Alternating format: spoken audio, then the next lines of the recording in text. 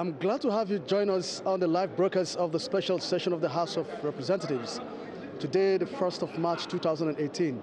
Well, the House will continue with its sectoral debates. Today's special session and debate will focus on measures to revive the Ajaokuta steel industry. Well, the Minister of Solid Minerals and Steel Development, his state counterpart, and the Minister of Finance, other major stakeholders and experts in the steel industry have been invited today to make their contributions to see that the Ajaokuta steel industry comes up functional. I have a member with us here, Representative Abubakar Lawal from Adamawa State. He wants to tell us the essence of this sectoral debate today. Thank you for joining us again. Yeah, thank you very much. What actually should Nigerians expect that will come out from this sectoral debate? Well, first of all, when we came, we were sworn in, there is what we call legislative agenda. So the 8th Assembly's legislative agenda of House of Reps include also sectoral debate.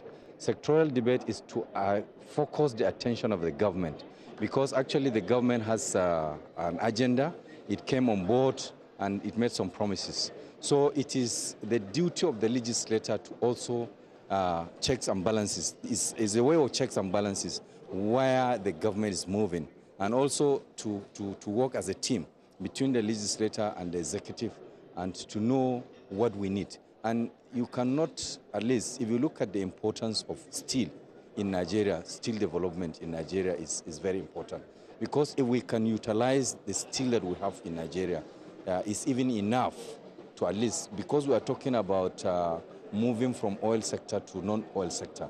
So another important thing that we need to take is steel. So it is very important to revive the industry, the Ajaokuta industry, so that we can be producing, because the world is moving. If you look at scientifically, methodologically, the world is moving. We should be able to utilize our local resources. That will even earn us, one, we are reserving our foreign exchange. If we can use the steel, at least to fabricate, produce most of these cars that we have and some other items. So we will be able to conserve and preserve our foreign exchange.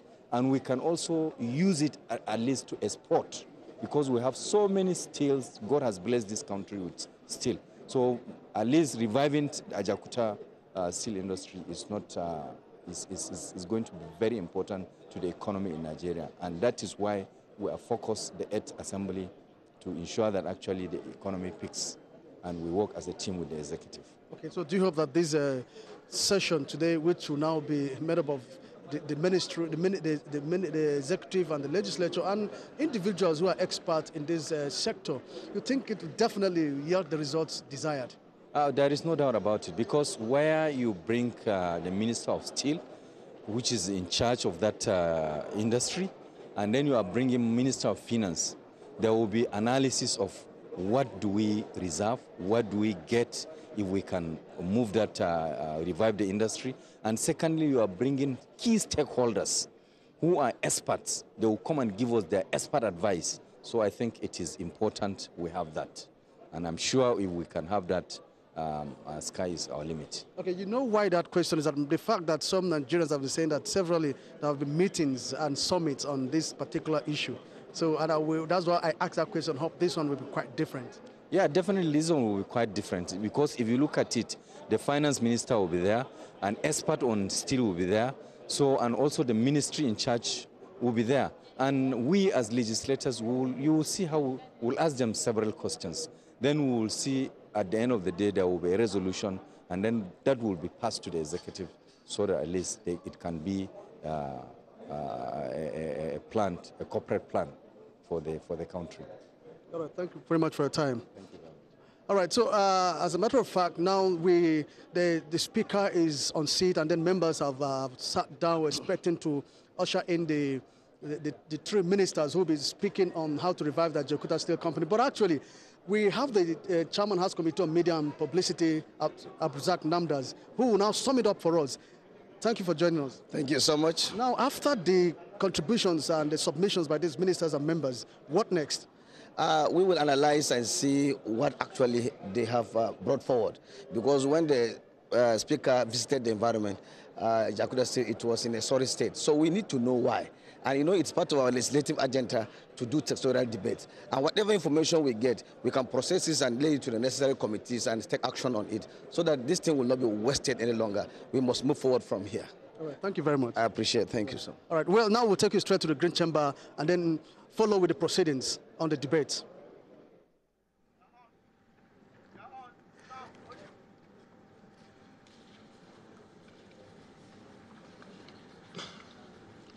Honorable colleagues, we will kickstart the sectoral debate very soon. And I want to read the name of the invited guests. And if they're here, please, could you help usher them in? We have the Honorable Ministers of Mines and Steel, the Honorable Minister of Finance, the Engineer Anthony Madagwa, Dr. Sylvester Desola Adelakun, Barrister Husseini Abdurrahman, His Royal Majesty Alhaji Dr. Abdurrahman Ado Ibrahim, Ms. Patience Oniha, the sole administrator, Ajakuta Steel Complex, Kogi State, Chairman Ajakuta Local Government Area of Kogi State, Chief Yinka Kufule, Mr. Olukayode A. Pitan, the MD and Chief Executive Officer of the Bank of Industry. We have the National President, National Association of Small-Scale Industries. We have the Governor of the Central Bank. We have Mr. Uche Oji, who's the Managing Director, Chief Executive Officer of Nigeria Sovereign Wealth Investment Authority.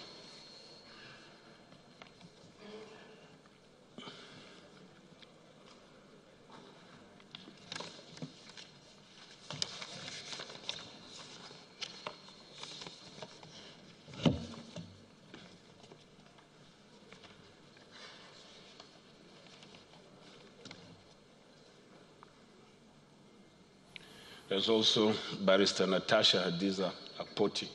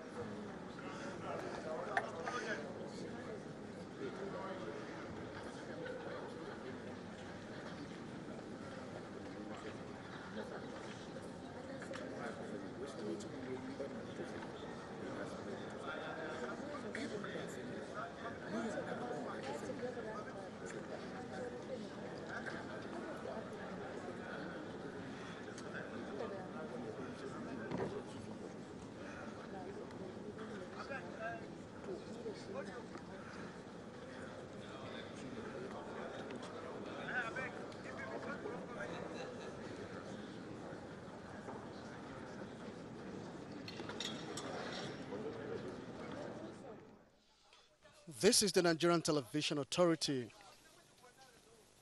Welcome to the live broadcast of the special session of the House of Representatives. Today, the 1st of March 2018. The House of Representatives today will continue with its sectoral debate. And today's sectoral debate is going to hinge on the revitalization of the Ajaokuta steel industry. The Minister of Solid Minerals Development, Dr. Kayode Fayemi, and his state counterpart, Bawa Buhari, the Minister of Finance, Kemi Adeosun, in fact, other experts and stakeholders in the steel industry have been invited to contribute their expert opinion on how the federal government will revive the Jakarta Steel Company. Well, this is the second phase of the sectoral debate by the House of Representatives. This sectoral debate actually is contained in the legislative agenda of the 8th House of Representatives. You can also watch us live on NTA Parliament channel, on channel 306 Tartan Bouquet. I am Ignatius Nkwo. Rule 3 of the standing orders of the House. Now I invite the leader of the House to move that the sectoral debate do commence. Thank you, Mr. Speaker, honorable colleagues. I rise to move that the House, pursuant to Order 16, Rule 3 of the Standing Orders of the House of Representatives, do commence debate on the steel sector development in Nigeria. I so move. Honorable Goni Bukalawan. Right Honorable Speaker Yakubu Dogara, initiator of Northeast Development Commission. I am Right Honorable Goni Bukalawan, member representing Bursari, Gaidam Yunusari. I am from Yobe State. Mr. Speaker, I rise to second the motion ably moved by the leader of the House. I so second.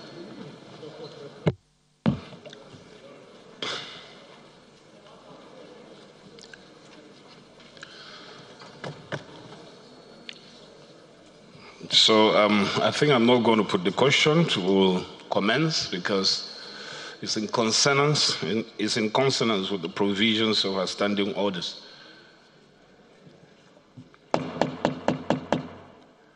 Can we have the honorable members over there, please? Please, honorable members, resume your seats, please. Honorable Fred Abedi, please. Honorable members should please take their seats. Please.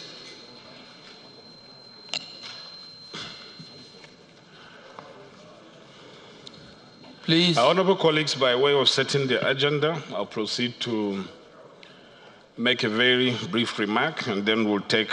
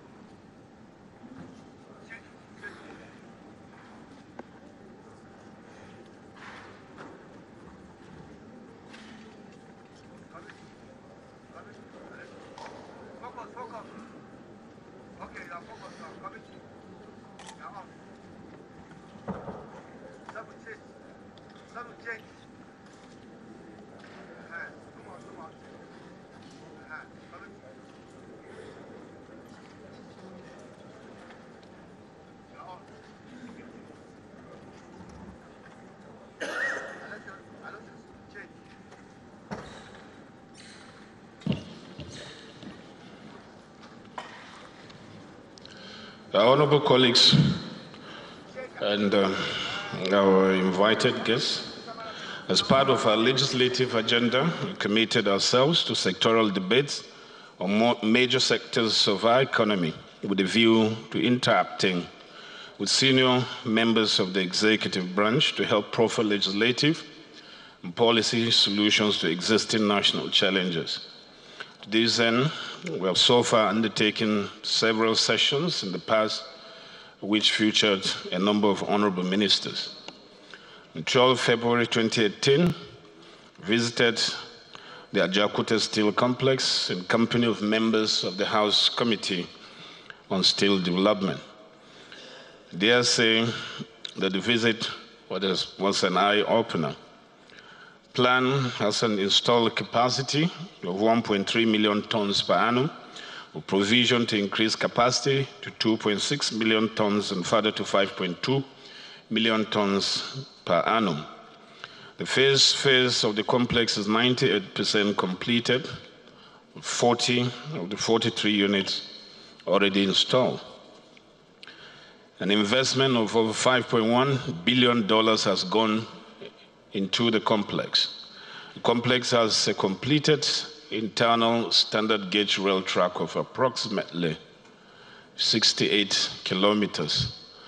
Out of 10,000 housing units targeted in the first phase, about 3,500 units are completed and have been occupied since 1980s, while the rest were abandoned at various stages of completion. Complex has 2 power plants with total installed capacity of 110 megawatts of electricity, which is more than enough to power the entire complex, the whole of Kogi and Edo states. The complex boasts of first-class internal road networks. It is also linked to Warri by standard gauge rail and gas pipeline. When completed, the Ajaokuta steel plant has capacity to generate about $1.7 billion per annum, employ over 10,000 engineers and technicians, employ over 10,000 other personnel, lead to the creation of over 2 million indirect jobs, increase Nigeria's exports earning by over $1 billion per annum, and save over $15 billion worth of steel products imported into Nigeria annually, if statistics from the National Bureau of Statistics is anything to go by. Additionally, the plant will produce millions of metric tons of cement and fertilizer per annum. I want you to imagine what would have been the outcome today in Nigeria if we had completed this plan 34 years ago as originally planned. Also imagine if there's any nation on this earth that will sink more than $5.1 billion of its hard-earned money on any project and simply walk away from it when it is 98% completed. Could this be national sabotage, or have we been bewitched by some powerful sorcerers? Just imagine how much it will cost if we were to undertake such a project afresh, either now or in the foreseeable future. To our collective shame, the present state of Ajaokuta Steel Complex is more of an expressive metaphor of our ineptitude and bad governance over the years. We have been told that government does not have the funds to complete the remaining 2% of the plant. Nothing can be further from this position, as government does not need liquid cash to complete the plan and put it to work. All government needs to complete the plan is leadership. Of course, there's no leadership without ideas. Money, in turn, is the fruit of ideas. In other words, poverty is not lack of money, but lack of productive ideas. That is why we have invited key government officials and experts to help us generate the right ideas that will produce the money to be deployed to complete this plan and end this national embarrassment. If we do this, we'll be accelerating our nation's journey into the future and into the club of committee of industrialized nations. This is the rationale of today's sectoral debate on the steel sector. Let me now yield the floor to the experts to advise us on the way forward. I wish us all an informed and fruitful deliberations. Thank you. We move on. Yes, the program has been circulated. After the speaker's introductory remarks, we're supposed to take remarks or a presentation from the Honorable Minister of Mines and Steel. I don't know if the Honorable Minister is here.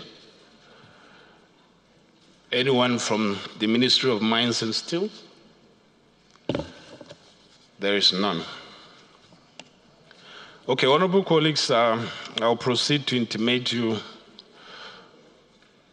of a correspondence with the ministry.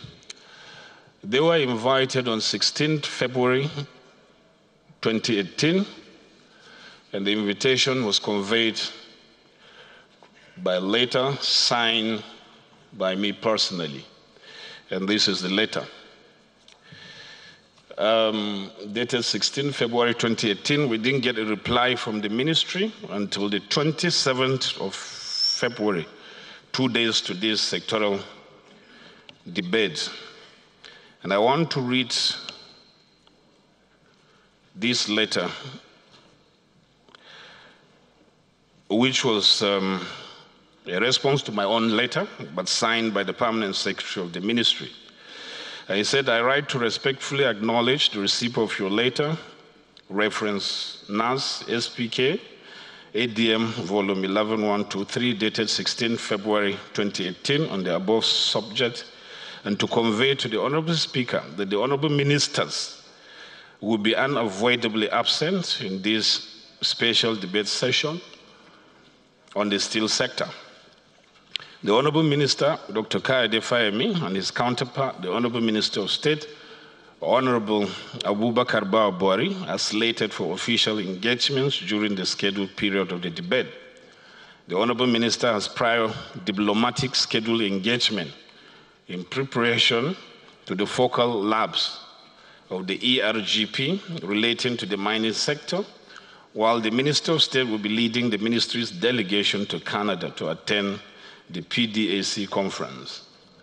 While regretting the ministry's inability to attend, the Honorable Ministers greatly appreciate the Honorable Speaker and his members on the interest and genuine concern shown to the sector in organizing a debate to discuss a way forward on the Ajaokuta Steel Company. This ministry views this debate as a strong legislative intervention in bringing to an end the current challenges of the company for its realistic and sustainable operations. The ministry is eager and willing to work together with the House in its determination to find feasible and realistic way of bringing back the company into operations. It will also avail the House all necessary support to enable the debate run successfully. Honorable Speaker, once more accept the Honorable Ministers' regret for their inability to attend. Please accept, as always, the assurances and warm regards of the Honorable Ministers. Signed, Dr. Abubakar Muazu, Permanent Secretary. And the response to that letter from the House reads as follows. I'm directed to acknowledge receipt of your letter ref number so and so, blah, blah, dated 27 February 2018, signed by the Permanent Secretary of the Ministry, which is a reply to our earlier letter inviting you to make a presentation to the sectoral debate of the House of Representatives on the steel sector. And the letter was personally signed by the Honorable Speaker. In your letter, under reference, you said that 2 ministers in the ministry will not honor the invitation due to prior commitments. I'm further directed to respectfully state that the House considers the attendance of one of the ministers in the ministry of crucial importance to this legislative intervention in the steel sector to ensure timely completion of the Ajaokuta steel plant, and consequently request you to reconsider the apparent boycott of the House's sectoral debate. We think that the debate presents an opportunity for the ministry to debunk the widespread allegations that the proposed concessionaires have tied the hands of the ministry. We're worried that the apparent boycott of the session by your ministry can only lend credence to the allegations that the top echelon of your ministry are deeply conflicted over this matter.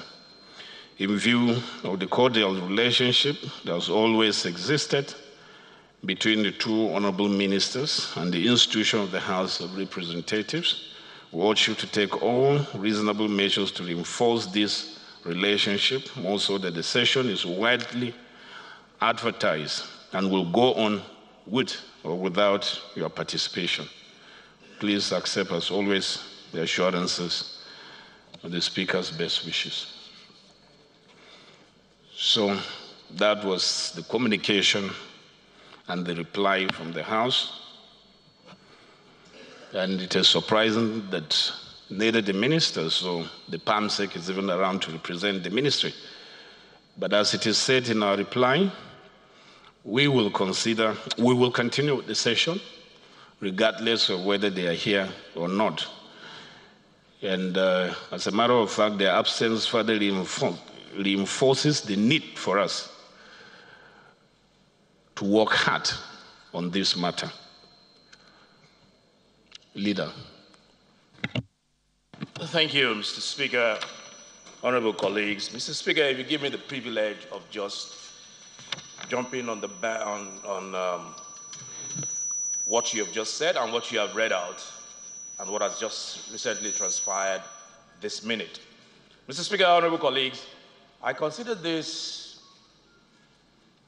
and I believe we should call it exactly what it is, and that is contempt of this House. Mr. Speaker, honorable colleagues, your letter was very clear. Let's start with the letter itself, which was personally written to you. Unfortunately, neither of the ministers had the courtesy of responding to your letter, but asked the permanent secretary 2 weeks later to respond to a letter personally written by you. That's a contempt of the institution, number one. Mr. Speaker, what triggered this intervention for the good of the country, and I must commend you, was your trip to Ajaokuta. And what you saw and what you heard was of concern to you and to the principal officers and to the members of this institution. And that was the trigger for this sectoral debate. The invitation that has not been honored by either of the ministers is contempt number two. Mr. Speaker, honorable colleagues, this presentation gives ample opportunity for fair hearing under our Constitution. There have been allegations, and you alluded to the same in your subsequent reply. There have been allegations, dirty allegations. But the opportunity to clear the air so that we can move forward was made available today.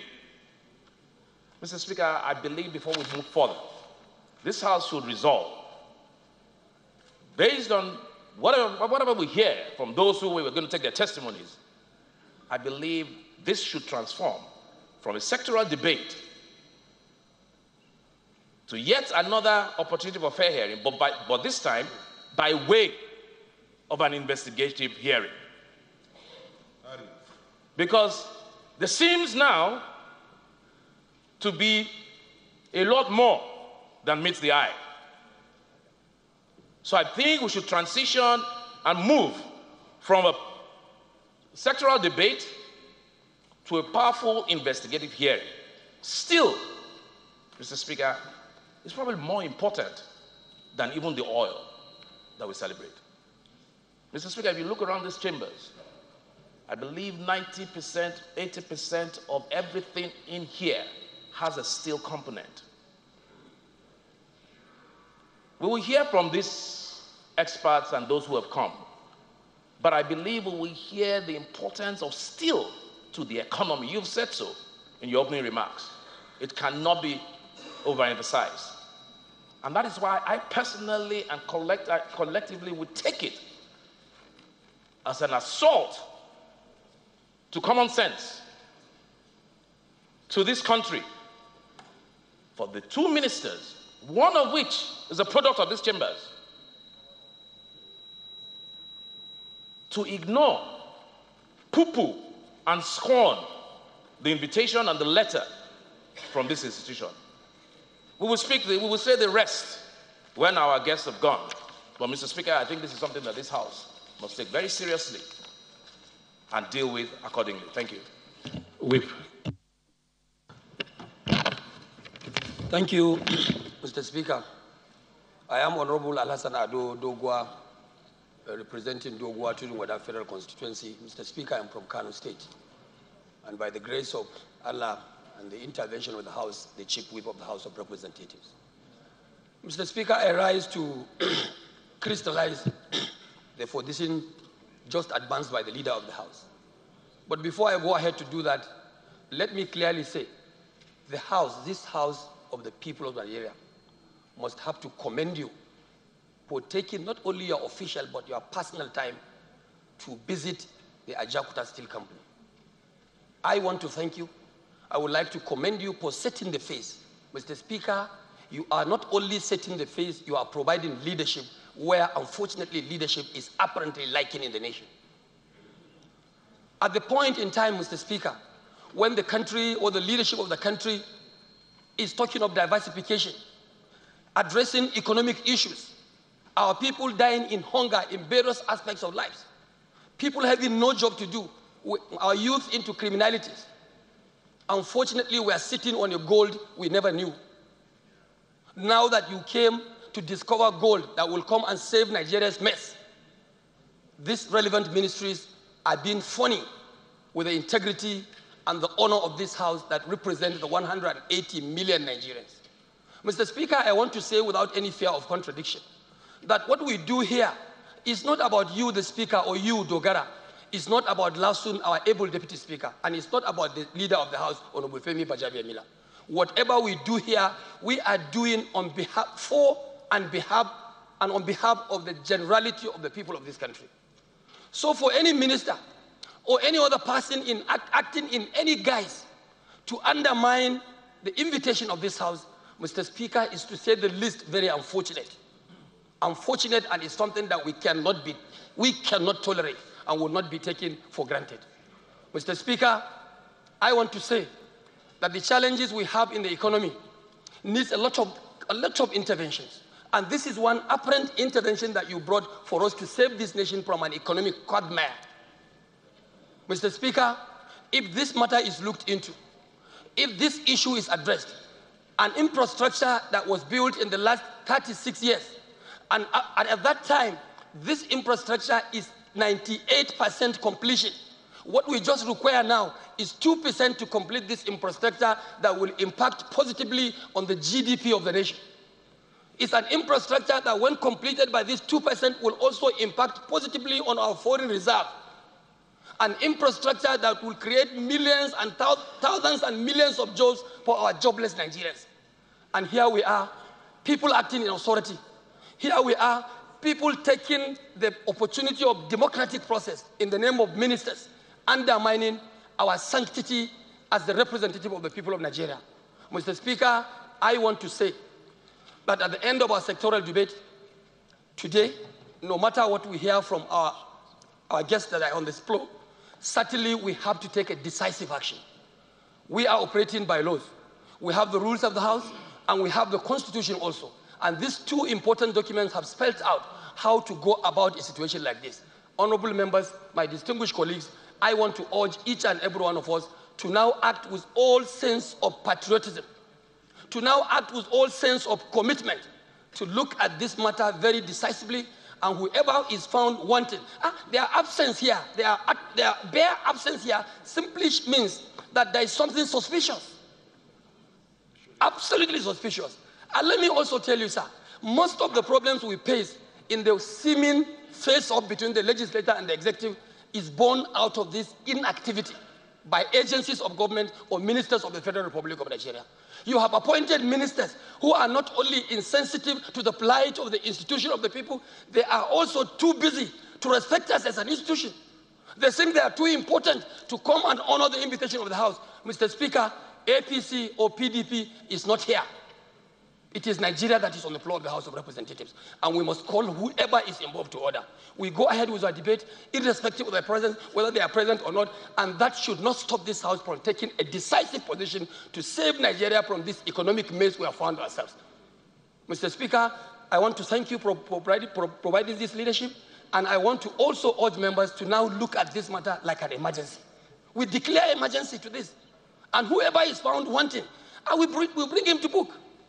So, Mr. Speaker, if my leader was moving a motion, I want to conclusively say that I rise to second the motion that he has moved, and the House should go ahead as stipulated by the House of Representatives, by the members of the House. I so move, Mr. Speaker. Thank you. Minority Whip. Thank you, Mr. Speaker. My name is Yakubu Umar Bradley. I represent Chikun Kajur Federal Constituency. I'm from Kaduna State. I'm the Minority Whip and a member of PDP. A member of PDP. Mr. Speaker, honorable colleagues, I want to thank you for this opportunity. And let me state here with emphasis that, Mr. Speaker, just like my colleague has said, I believe decisions are taken in this House based on patriotism, based on the interests of this country. So whether you are PDP or APC or ABGA, the interests of the nation must come first. But it is very unfortunate that if this House collectively will take a decision and the Speaker, who is the head of the House of Representatives, will sign a letter to a minister and they will declare, and will be even replied by a permanent secretary. Mr. Speaker, my honorable colleague, you can imagine what the chairmen of committees in this House are going through. Now, a minister will come to the floor or to the media and said, members, chairmen of committees are the one hindering the progress of their job. Mr. Speaker, I'm happy this thing is done before the glare, before the TV. Let all Nigerians see. Is it the true picture of what the ministers are painting about our colleagues who are chairmen of committees? So we are committee members here who are leadership of various committees will call a minister. They will give excuses without number. Times without number, they will give excuses without coming. And because they have the media, they have the press, they can pay for advertisement, they can pay so that we can be lambasted, they can pay so that they will tell Nigerians that we are not doing our job. Mr. Speaker, let Nigerians know. Let Nigerians know today that this is what we are going through, where a minister feels too big to honor the invitation of the Speaker of the House of Representatives, which is entirely the invitation of the National Assembly. Mr. Speaker, let me say this, that any of us here that has been elected on any platform came here with the interest to work for this country. And I'm happy that the APC that is in leadership in this House today is the one inviting APC ministers, and they are not even coming. You can imagine, which means the ministers don't have respect for even their colleague or even their party. Yes. Because it is very shameful that I am in government, the ministers are APC nominees, the House of Representatives is majority APC, and the ministers will be called and they will refuse to come. What's the meaning of that? It means there are moles in the administration of Mr. President. They don't want Mr. President to succeed. But we, as opposition, we are not going to toe their line. We are going to be different. We are going to tell the world that they are not doing well. And Mr. Speaker, necessary action must be taken to ensure that next time if there is an invitation by this House to any minister or any ministry or any ministry department and they refuse to honor, Mr. Speaker, we have the laws and we know what to do. So, Mr. Speaker, I want to align myself totally that this is unbecoming of our ministers who I believe is because of their lack of competence. That's why they don't want to come and speak here, because they are afraid that the expert we have here will puncture their argument. And that's what we want to know. Anybody who is in leadership today should be able to face challenges, should be able to say, yes, I've failed here, and I need to make correction. Why are they afraid to come and stand before Nigerians and tell us what they are doing? If we have experts here, are they afraid that their argument will not supersede those of our experts here? It's very unfortunate, Mr. Speaker. Thank you. I think the point has been made sufficiently, really. Bago, okay, make your point. Thank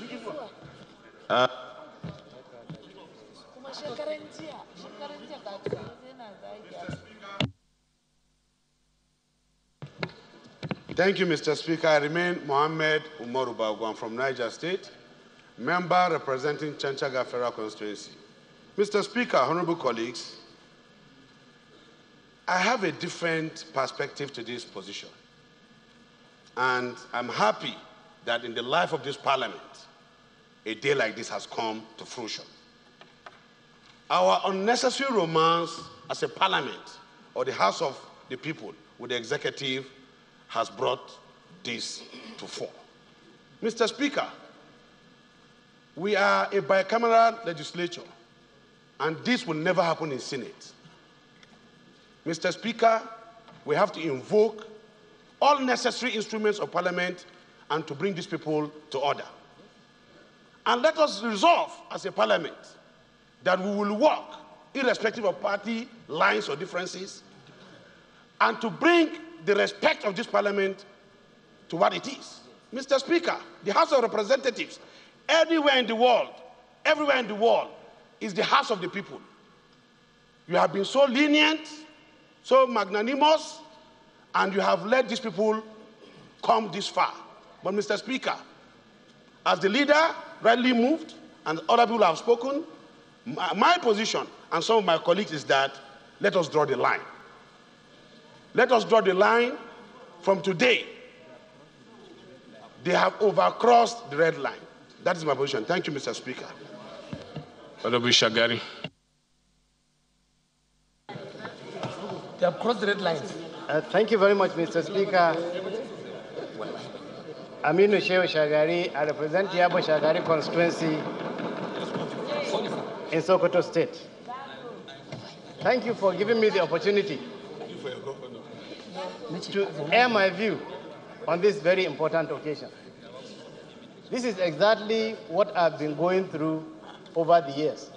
I was chairman House Committee on Steel, the first chairman of a very new committee that was constituted then so that we give importance to this very important sector, which is the steel sector.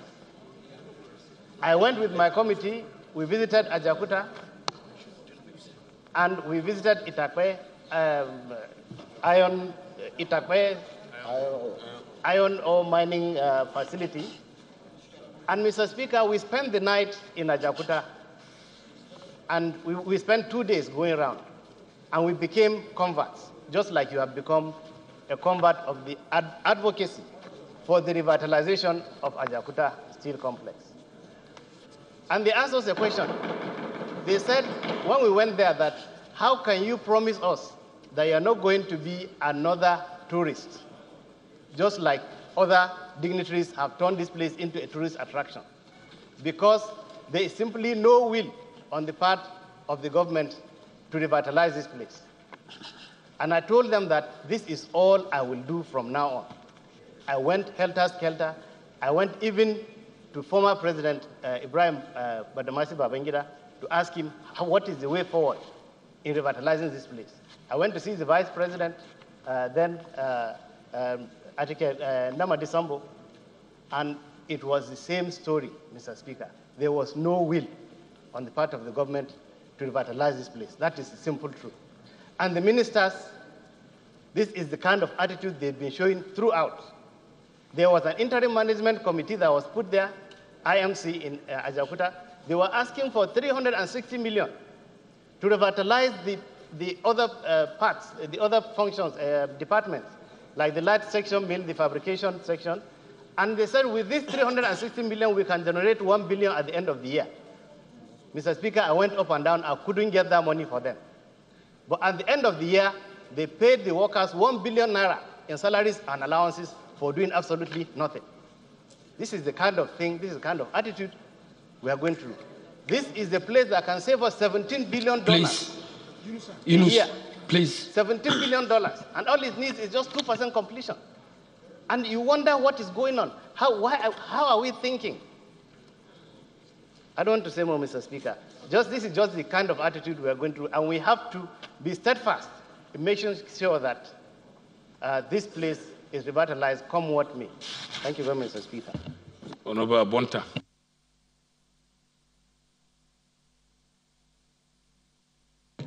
Thank you, Mr. Speaker. Uzoma Nkem Abonta is my name. Mr. Speaker, I represent Okwa East West Federal Constituency of Abia State. Mr. Speaker, I'm pained having seen what is playing on the floor of these green chambers today. I am worried because this is not just the beginning of what we are witnessing today. I will sum it to be the play of executive rascality. Most persons that got things to do with ministers and executives suffer this kind of what is playing out now. For a minister to decline parliamentary invitations or summons, what should be the resultant effect? For a minister to display rascality like that of a schoolboy before a principal, what should be the resultant effect? For a Speaker of the House of Representatives to write a letter that is ignored, I think, and I may go to say, that we, the House of Representatives, condoning and playing a fertile ground for this attitude. They will do more. I may go to say that in line with Honorable Bago, not just drawing the line, I do not think that we should do the whole of this debate without first of all doing a sanction on these erring ministers. What they've displayed today is ignorance. Because if they are fit and responsible persons, we are talking of how. And Mr. Speaker, if you take a combined definition of or reading of section 88 and 89 of our Constitution, could this not be our gazette or that paper and all whatnot? The business of today is left for the Minister of Steel and Finance. We seem to be trivializing these issues. If you ask me, we should, and if I move a motion, pass a vote of no confidence and incompetence on them. Now, otherwise, I said one day here on the floor, if you are standing here, why are we resolving when nothing can be done? And we are also going to resolve now and go home? No. If you ask me, Mr. Speaker, we cannot wait legislative hour if nothing will come out of this executive rascality. We must tame them. And by taming them, the essence of punishment is to deter others. We have said it time without number that we have incompetent ministers. Party interest out of it. We have people who are not performing. How can a nation progress without steel department? How can we move forward? It's impossible. In your wisdom, you have crafted that we should do sectoral debate. What's the essence of debate? To expose inefficiency, corruption, as enshrined in section 88. Yet we are here, then he delegated the PAMSEC to merely inform us that he's now busy doing what he thinks fits somewhere, and we're here debating, smiling, and talking. Mr. Speaker, I think that you should order the arrest of the ministers, wherever they are, to appear here immediately. Otherwise, whatever thing we are doing, let us not have legislative rascality to join executive rascality. I so speak. Thank you, Mr. Speaker. Okay, Honorable Zachary will be the last contributor because you've been putting up your hands from the face. Thank you, Mr. Speaker. My name is Zachary Mohammed. I represent Barutinka in my federal constituency. Mr. Speaker, I'm from Kwara State, and I belong to the APC. Mr. Speaker, I want to adopt all the submissions of my leaders and those of my colleagues as if they were mine, and to add that, Mr. Speaker, the only instrument we have as a parliament to check the excesses of the executive is their budget. Thank God we are by the budget now. One of the things, apart from passing a vote of no confidence on these two men, unfortunately, is to say that their budgets will not be looked into until they honor their invitation and tender an unreserved apology. to the Nigerian people. It's not about us. Mr. Speaker, chairmen of committee have gone so through hell. And I need to say that some of us have decided to toe this line and waiting for a day like this to come. I'm happy that we have submitted that, one, there must be a motion, and we'll make sure that we invoke our powers to summon them, if not order for their arrest, to be on the floor of this House. I find that very insulting. One of them is a former governor, one is a former member of this House. So they know too well. They are just trying to, somebody's in Canada, one other person is attending some businesses that are convenient to them. I want to say that there is conspiracy of performance in this, conspiracy of silence and conspiracy of connivance, and we must do something about it, Mr. Speaker. Aside from that, I want to lean with the leader to say that we should go forward. An investigative area must be done, because I see our first, they're not the witchcrafts you are talking about, Mr. Speaker, in your expression, are not far off. The two witchcrafts are the two ministers, as far as I'm concerned. So, Mr. Speaker, I submit. Okay, I recognize the leader to move his motion. I think we've dwelled on this mountain for too long. We have to move on. Honorable Pat has a point of order, but relating to what? Okay, let me hear your point of order. Mr. Speaker, my point of order is that of my privilege as a member of this House, who, by Section 88 and 89, is entitled to all the information I need, because a debate, whether called, so-called or not, is for me to get more information and be more informed, which to me is an investigation. And if the ministers are not here and we proceed to do sectoral debates, I will not have the information that I need, because the policies that will arise from these debates will actually be driven by these ministers. So I believe, Mr. Speaker, that proceeding to do a sectoral debate where the ministers that will draft the policy and get them approved for us to work on, if we want to make laws, is so much in contempt of the Parliament, without also addressing what penalties are due, actually infringe on my right as a member and that of my constituents, who I would want to explain to why the steel sector in Nigeria has failed. It is on that note that I rise to raise that my privilege is totally in breach if we go on without appropriately bringing those who give us all the information. Because to me, this is an investigation, whether it's a criminal investigation just to find out what is wrong with the sector, is an investigation that this House has a constitutional mandate to invite a minister or to invite all evidence or invite all information. That information must be made available to us. That's my privilege, Mr. Speaker, that I raise. Thank you. Chairman, Rules and Business will respond to Honorable Pat's point of order. Thank you, Mr. Speaker. Okay, Jeff. I represent the good people of Buruku, my dear colleagues. I'm from Benue State. I think what the leader said captures it all. The point of order that is being raised by Honorable Asado, I think may not hold here.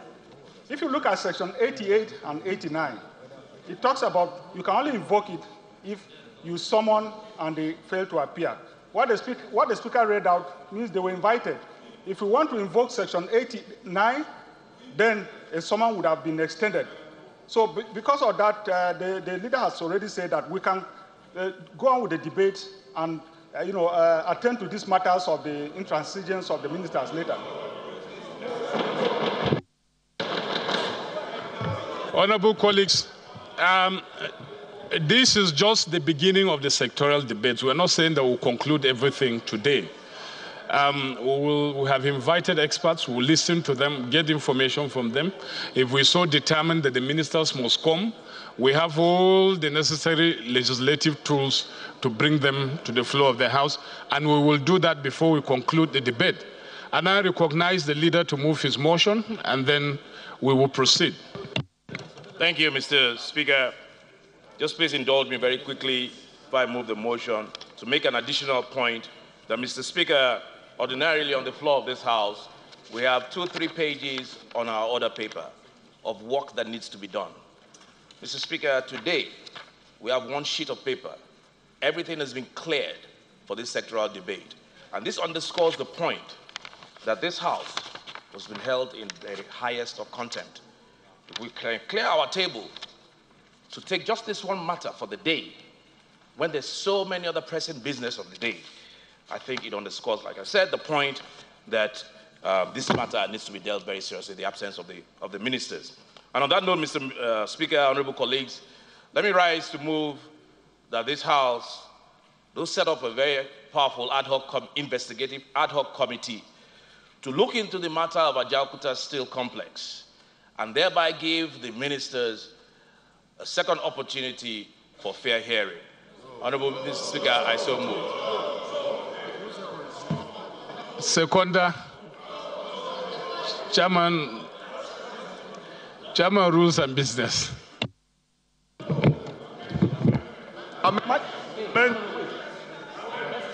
There are amendments, so we'll take. Honorable Emeka, you have been raising your hand since.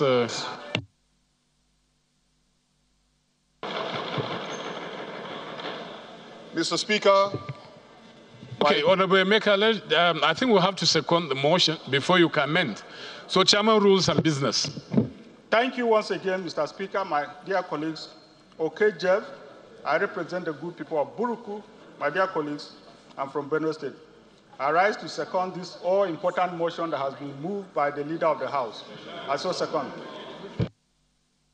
So, Honorable Emeka, what is the amendment you're proposing? Mr. Speaker, I don't know if you're going to put the question first. I don't know if you're going to put the question, but let him, that's what I'm asking you to put the question. Mr. Speaker, put the question first. Put it. No, don't say that I should sit down.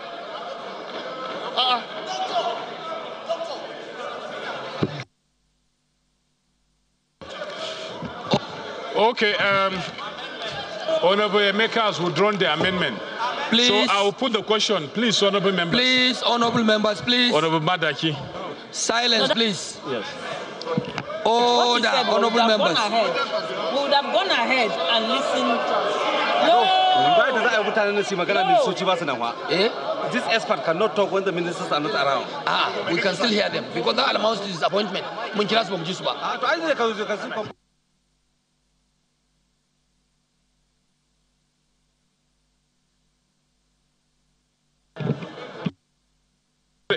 I want to find out, is the sole administrator of Ajaokuta Steel Complex around?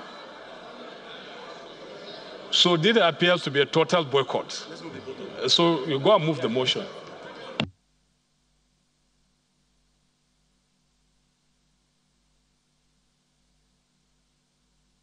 Silence, please.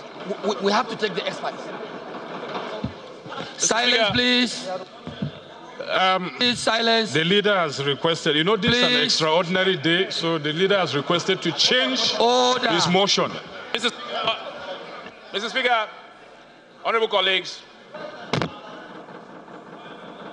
my motion has two legs, and this is the second leg.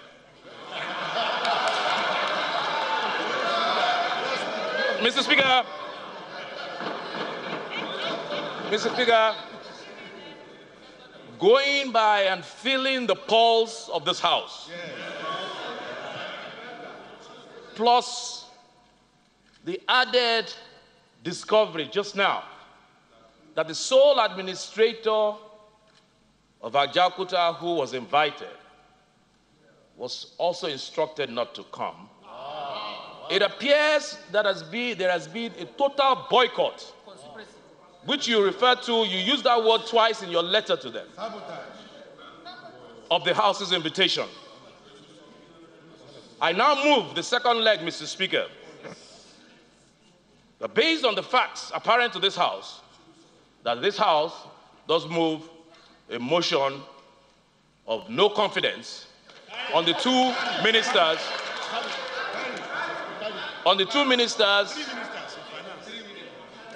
of the Federal Republic of Nigeria. I so move. Honorable Ayo. Thank you, Mr. Speaker, dear colleagues. My name is Ayo Omidiran. member representing the people of Ayedade, Irewole, Ishokan Federal Constituency, and from the state of Osun. I rise to second the motion ably moved by the leader of the House. I so second, Mr. Speaker. The motion has been moved and seconded, so I'll put the question. Those in favor of the motion say aye. Aye. Those against it say nay. The ayes have it.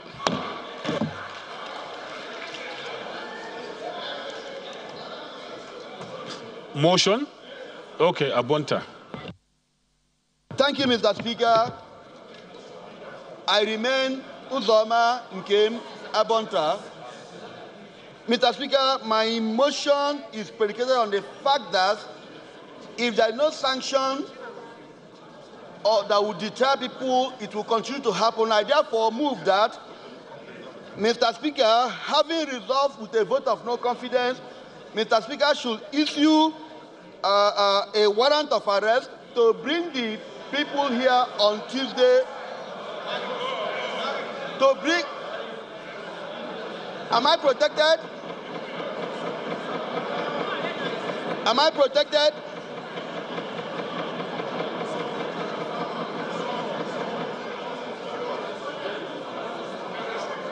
I therefore move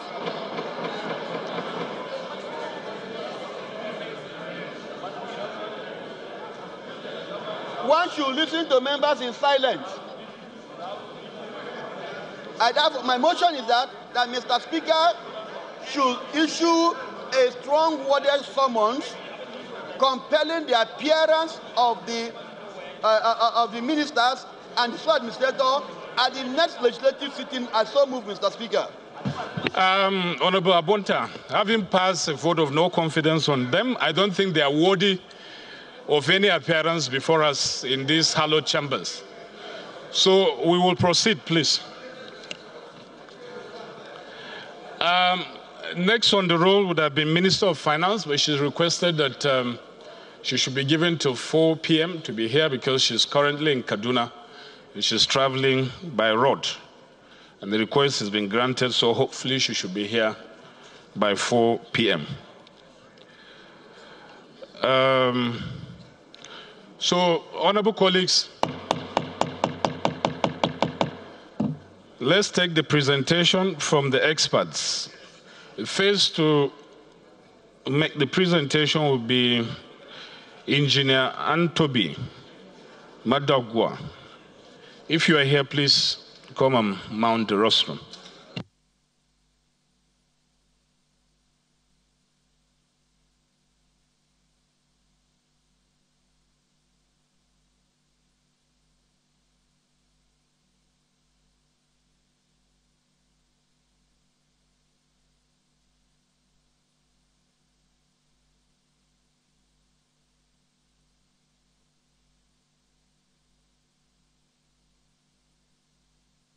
Honorable Patrick, please find a seat for Honorable Patrick.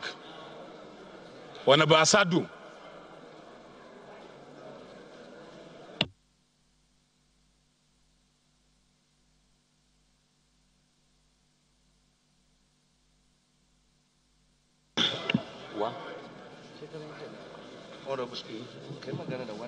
Honorable Isa, please.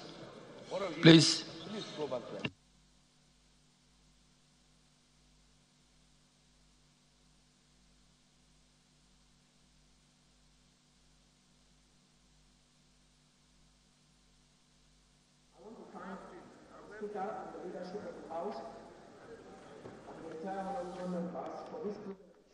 To address you on the matters of steel in general and Ajaokuta Steel Plant in particular. I would like to start this address by reminding us of an extract from Vision 2020 Economic Blueprint, which states, Nigeria shall produce 12.2 million metric tons per year of steel in the year 2020, out of which Ajaokuta Steel Plant will produce 5.2 million metric tons per year, Delta Steel Company 2.2 million tons per year, and the remaining by private sectors if Nigeria is to join the League of 20 Industrialized Nations by 2020. Our desire to develop the steel industry in Nigeria has always been there, as no nation has ever transformed into an industrialized and modern society without the acquisition of heavy industries, primarily iron and steel. Steel is the bedrock of technology, and technology is development and mastery, has become the hallmark of nationhood in our contemporary world. Steel is technology, steel is politics, steel is power. The nation that rightly and presently constitute G20 have only one common index, and that is they are all steel producing nations. So if Nigeria must join, we must be able to produce steel. Honorable Speaker and the members, the Nigerian steel tragic story, and that of Ajaokuta in particular, is best summarized by a paper presented by a colleague, A Tale of Four Steel Plants, in one of our conferences. The four steel plants are Vizag Steel Plant, India, Ajaokuta Steel Plant on one hand. These two plants, they are the same technology. They were founded in the 80s, and they were built by the same company from USSR, TPE. Both plants suffered time and cost overrun. With commitment and political will, Vizag was eventually commissioned in 1992, after about 20 years, with initial capacity of 3.2 million metric tons per year, and it has attained a current production capacity of about 6.3 million metric tons per year of crude iron, while Ajaokuta is yet to be completed 35 years after. In 2014, Vizag plant, owned by Indian government, with direct employment figure of 18,371 as at March, made a profit after tax of 10.96 billion naira. Vizag recently signed MOU for the production and supply of transmission line towers and tower parts in India. These are part of the steel products we import into the country that account for over $4 million annually. The other side of the tale of four steel plants is the Saudi Iron and Steel Company, Hadid, and Delta Steel Company, Owen Alaja. Both plants are also of the same technology. They are both constructed on turnkey basis by the same German-Austrian consortium, and both were commissioned in the early 80s. Hadid started with 800,000 metric tons per year and has currently increased to 5.5 million metric tons. Delta Steel could not go beyond 250,000 metric tons when it was eventually run aground in 2011. Hadid is one of the companies operated by SABIC and is owned by Saudi Arabian government to the tune of 70%. In 2014, the employment figure of SABIC is about 40,000 at the end of 2014, and it made a profit of 1.2 trillion naira profit after tax. This means that steel can be run as a strategic enterprise. The success story of steel industry in many industrialized nations did not happen without serious government interventions. The tenacity of these governments made all the difference. For example, during the Korean Miracle period, the government of South Korea identified iron and steel, petrochemical, non-ferrous industries as the backbone of a modern industrial economy, and continued to undertake risks that cautious entrepreneurs will tend to avoid by providing heavy capital investment in these industries. Today, South Korea boasts of 6 out of first 10 largest shipbuilding corporations in the world. In Saudi Arabia, in 1971, the government established the Public Investment Fund to provide financing support in productive projects which are of commercial nature and are strategically significant for the development of national economy and cannot be implemented by the private sector alone, either because of lack of insufficient experience or adequate capital resources, or both. Having said all this, what is the way forward for the Ajaokuta steel plant and indeed our steel industry? The two integrated steel plants at Ajaokuta and Delta and the iron mining company Itakpe constitute the nation's steel base, and they still remain so. The completion of Ajaokuta is put at 98%, and this percentage completion refers to the plant proper and does not take cognizance of the completion of supporting infrastructure required to effectively and efficiently operate Ajaokuta. Therefore, In looking forward to operationalize Ajaokuta, 4 areas of consideration come into focus. 1, completion of the balance 2%. 2, completion of the supporting infrastructure, which includes internal and external facilities, such as rail link to Jakura limestone deposit, Osara dolomite deposit, the supply of rolling stock and rail tracks, etc. Working capital for 1-year operation for imported coal ferroalloys. Then, of course, the availability and the readiness of National Iron Mining Company to supply about 2.2 million tons per year of iron ore. The estimated cost to realize the first 3 areas is put approximately at about $1.4 billion to commission the first phase of Ajaokuta steel plant, which is 1.3 million tons of liquid steel per year. A full disclosure of this fact will inform and guide the decision on how best to realize the Ajaokuta project and make it run as a strategic enterprise, just like POSCO of Korea, Hadid of Saudi Arabia, Bilai Vizag Steel Plant of India. What are the options open to us? I have considered 3 options. The first one is completion of the plant under sole ownership of the federal government. While I appreciate the huge cost of completing the Ajaokuta steel project vis-a-vis the development needs of other strategic projects, it is important to bring to fore the paradigm shift in major state-owned steel projects for states to tightly divest in such projects and allow for private sector participation targeted towards better efficiency.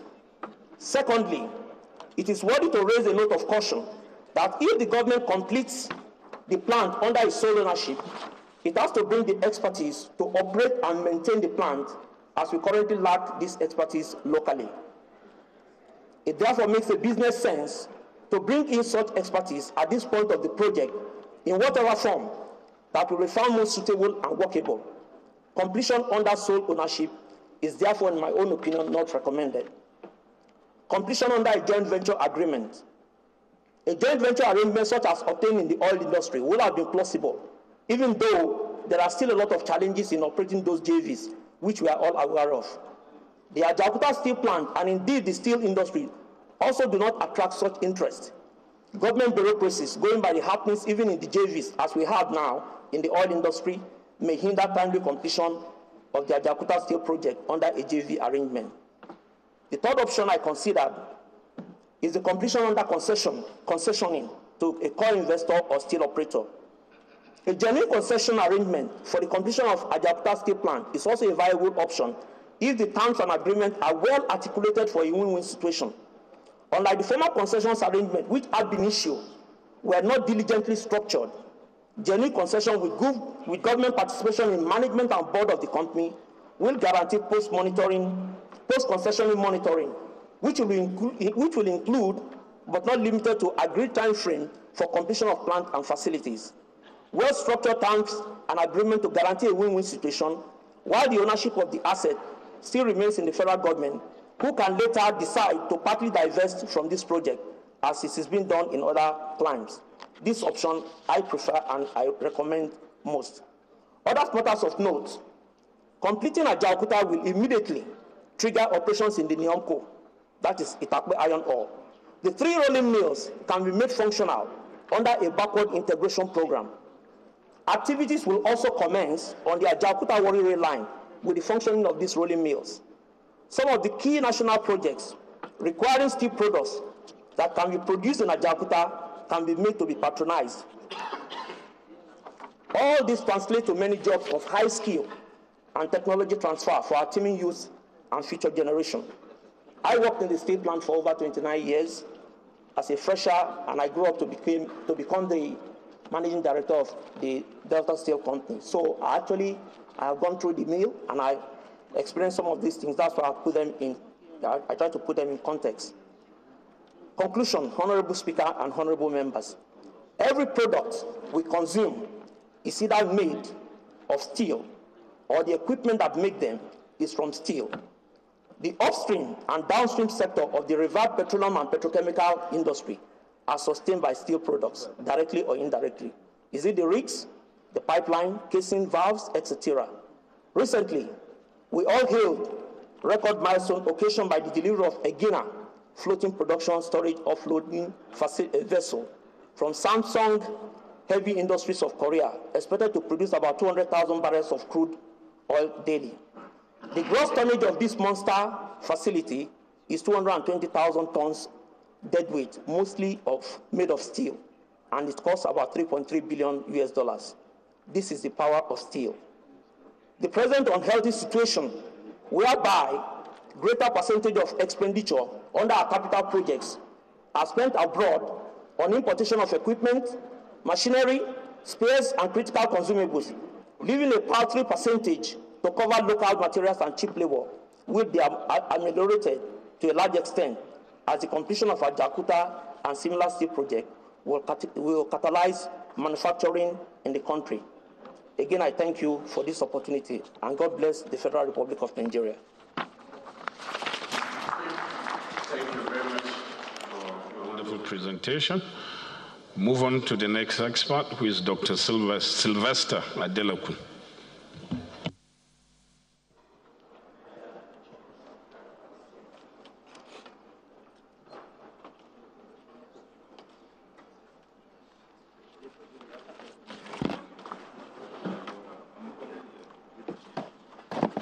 Mr. Speaker, sir,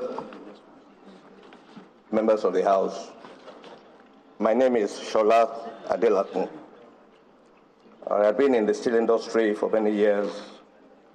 I was the commissioning engineer at the Delta Steel plant when it started in 1981. I was at Delta Steel and ended up as the executive director of production, from where I went to Shobu Steel. I was the chief executive officer there for 8 years. Mr. Speaker, sir, we've been asked to come to talk about the Jakarta Steel plant. However, there's one factor which is always missing in this discussion, and that is we focus on the completion of the plant and often omit the fact that that plant has to run on completion. Mr. Speaker, sir, members of the House, if Jakarta Steel is completed today, it cannot run.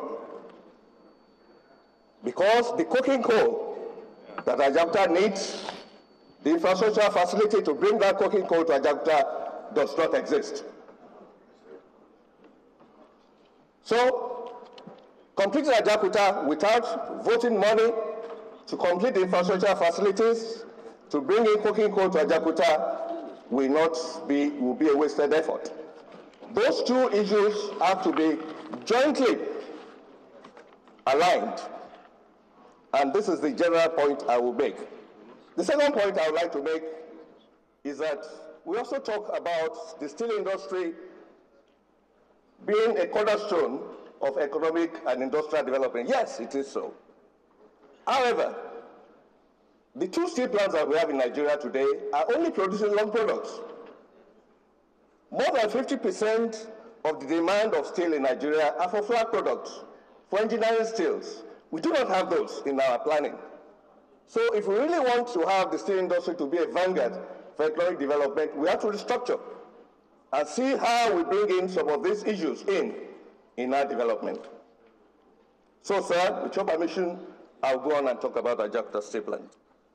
My friend, Engineer Tony Madagwa, has talked much about the steel plant.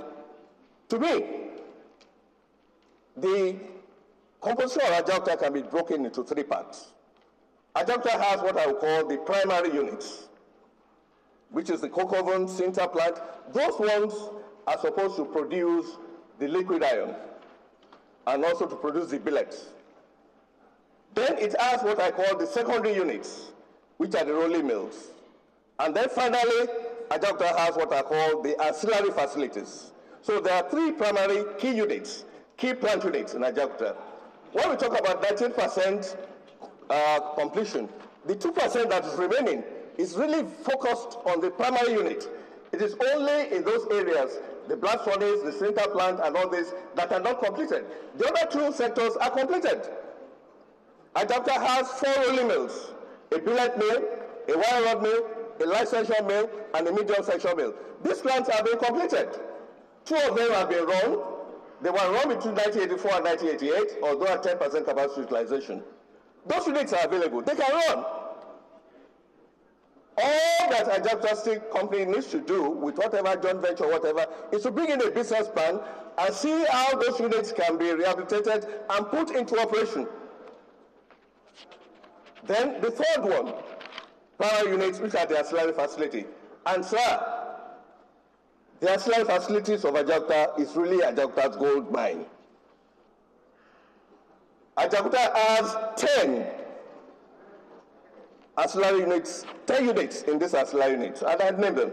Ajacta has a thermal power plant to produce 110 megawatt of power. Ajacta has a forge and fabrication shop, which can produce 4,200 tons of forgings. There's hardly any company, any industrial company in this country that has that capacity. Ajacta has a machine tool shop that can produce 19,000 tons of machine products. There's hardly any other company in Nigeria that has this facility. Ajacta has a power equipment repair shop, has a foundry, has a rubberizing shop, and has an aluminum silicate refractory bricks. Ajacta has a chemical water treatment plant.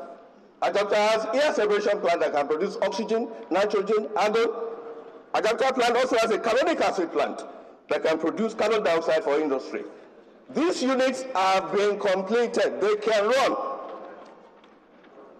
All we need to do is to bring in a business plan and see how we can get that secondary units, the rolling mills, to be operational, and also have a business plan that can make this gold mine, the ancillary facilities, to run. Many years ago, there were proposals by a German company, Eisenbauer Ebbe, and an Austrian company, Vossapiner of Austria, to run these ancillary facilities. For whatever reasons, I do not know, these proposals did not reach fruition. So, Mr. Speaker, sir, this is really the key issue at Ajacta.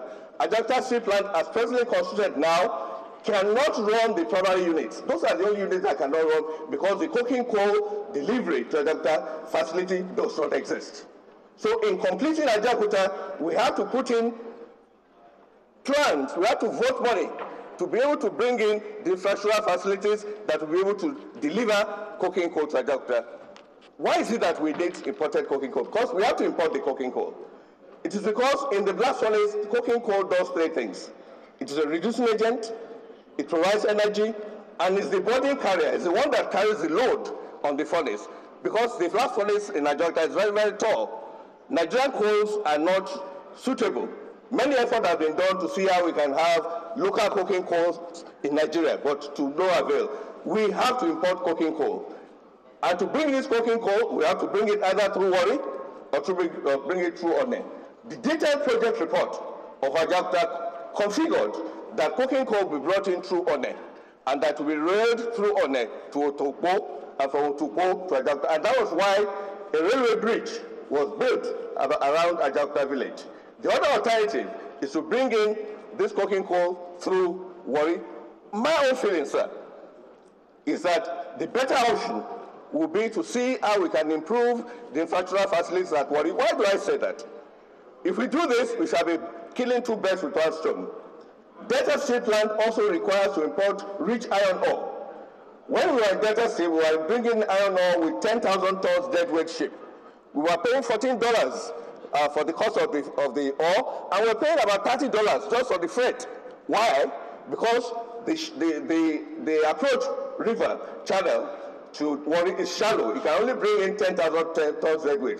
So, sir, we need to deepen the approach river to Warri. When we do this, Delta will be able to bring in large ships, and Jakarta will also be able to use the same facility to bring in coking coal, which they can now transport to Ajacta Steel Plant. In conclusion, sir, Ajacta also has a very big training center. It is my submission, sir, that this training center at Ajacta should be transformed into a technical university, similar to what is done for the Petroleum Training Institute in Warri, that was converted into a technical university to serve the oil and gas industry. The Training Institute at Ajacta should be converted to a technical university to serve the metallurgical industry. Mr. Speaker, sir, I thank you. Thank you for your presentation. Now move on. representative of the barrister Hussein Abdurrahman.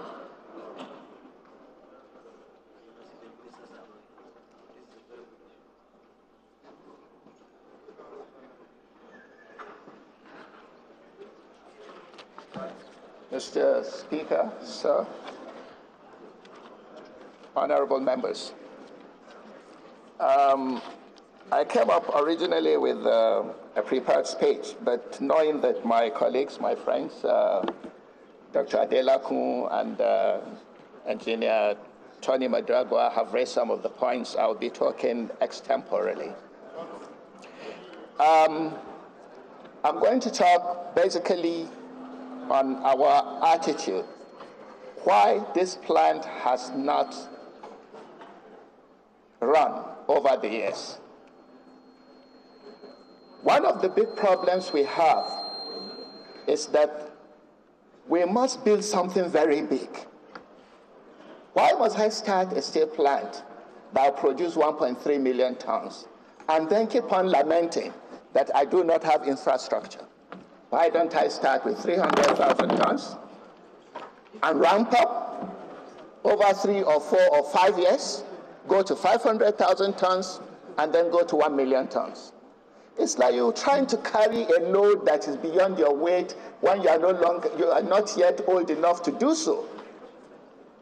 So the perspectives I will be giving today is a private sector perspective that tries to unlock some of the big difficulties, apparently big difficulties, that the engineers are saying are problems. I once read a report which said we'll spend 5.1 billion, and we need another 1.5 billion US dollars to run a 1.3 million tons steel plant. If I'm starting a new steel plant today, what will I spend to build it? I stand to be challenged by anybody in Nigeria. With 700 million US dollars, I can build a 1.3 million ton steel plant. So, we must move and shift paradigm in order to solve the Ajaokuta problem. One of the ways to solve the Ajaokuta problem is to look at the technology adopted from the beginning. Those of you who are geologists here, you know Nigeria is actually a bituminous coal country, a sub-bituminous coal country, a lignite coal country. From Asaba and the whole of Edo getting to Kogi, you have lignite. Southeast Enugu, right up to Kogi, Idimogo, Abocho is coal. Today, I brought the specs of Abocho mine coal. When we go to conferences, there's a lot of hue and cry by Nigerian engineers that we don't have coal that can produce steel in Nigeria. There is coal that can produce steel in Nigeria. It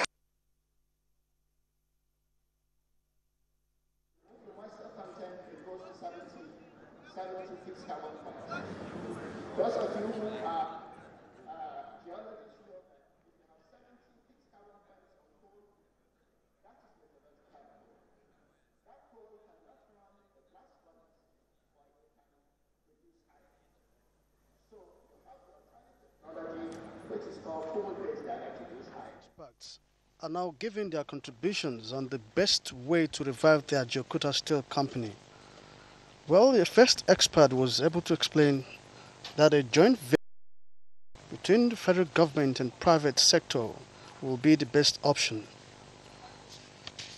Now, the issue of restructuring of the facilities was also identified as one of the processes to revive the moribund industry. Well, at the moment, we are still having expert contributions. The totality of the rejuvenation of the Ajaokuta Steel Company, as it is something that must be holistically approached. But Dr. Sylvester Adelabo explained the fact that the type of coking coal that the Ajaokuta Steel Company needs to get running at the moment is not available. And that is why he called for this restructuring, so as to give way for an available coal that could hit the industry running. Well, before this time, members of the House of Representatives took time to explain and express their mind towards the absence of the two ministers of solid minerals and steel development, who actually communicated to the House on why they would not be available. Well, members from the Speaker, Leader of the House of Representatives, the Chief Whip, and some other members took time to express their feelings on the absence of these two ministers, whom they described as very significant if there must be a headway on this sectoral debate, as they believe that the information needed on the part of government should come from these two ministers. And we expect that the Minister of Finance will be coming up, well, as soon as she enters the chamber, as she has already communicated to the House that she is on her way. But at the moment, we are still listening to the contributions of the experts who have so far given some explanations on the best way to revive this moribund steel industry.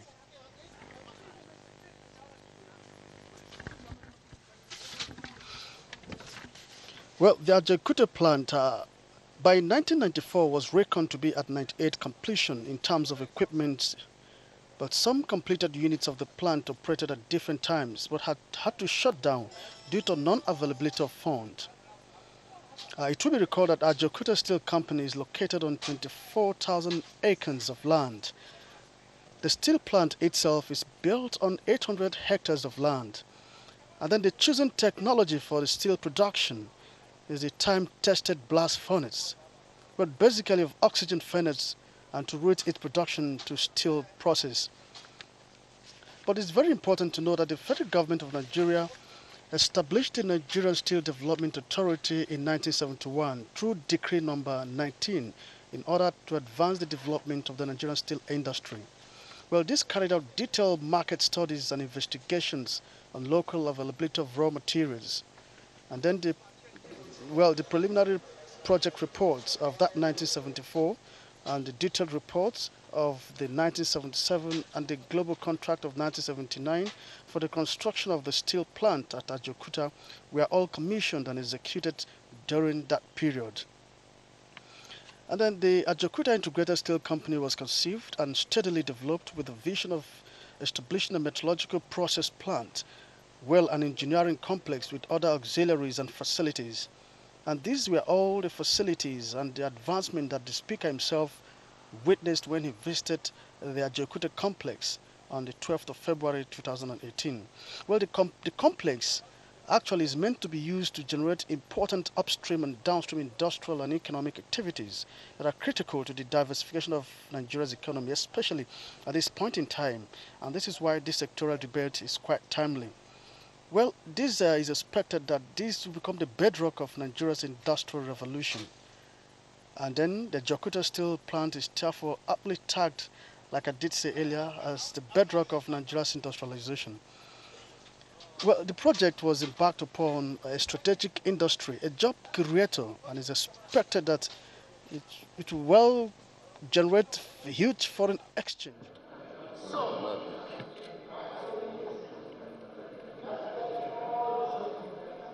Economic benefits and increase the productivity capacity of the nation. Well, through its linkages to other industrial sector, it's expected that Ajaokuta Steel Company, when fully functional, will have the spillover effect of creating different cottage industries, different private sectors will thrive. Employment generation will be quite appreciable. For instance, it's expected that on each first phase of production that about 10,000 jobs will be generated, especially from the engineering sector. It's also expected that when functional, this steel company will provide materials for infrastructural development and technology acquisition and even human capacity building. They are all run by foreigners today. And if you do your investigations, you can find out how much this country is losing by major industrial and strategic investments of government. Please go to the speaker. Please go to the silent. If you look at what is happening, there's a lot of capital flight. That's why the Naira will always be weak and it will continually be devalued, because our major industrial investments are run by foreigners. My take is that we have the wherewithal, we have the knowledge and the experience to run Ajaokuta if we have the correct business plan and strategy. And I'm saying that this House will be most grateful if they can midwife a different approach. Previously, it's concessioning to anybody who had money. If a foreigner that is backed by his government is an Indian or Chinese, and the Chinese Export Promotion Bank gives him, let's say, the equivalent of $1 billion to go and get Ajaokuta, because over the next 20 years, he will be repatriating $200 million a year. That's good business for China. If it's an Indian, it's good business for an Indian. But what do you leave us at? You leave us at people who have come to take all our investments over the years, run it, and take the money back home. So my conclusion is we must industrialize this country, and it must be Nigerians that will industrialize this country.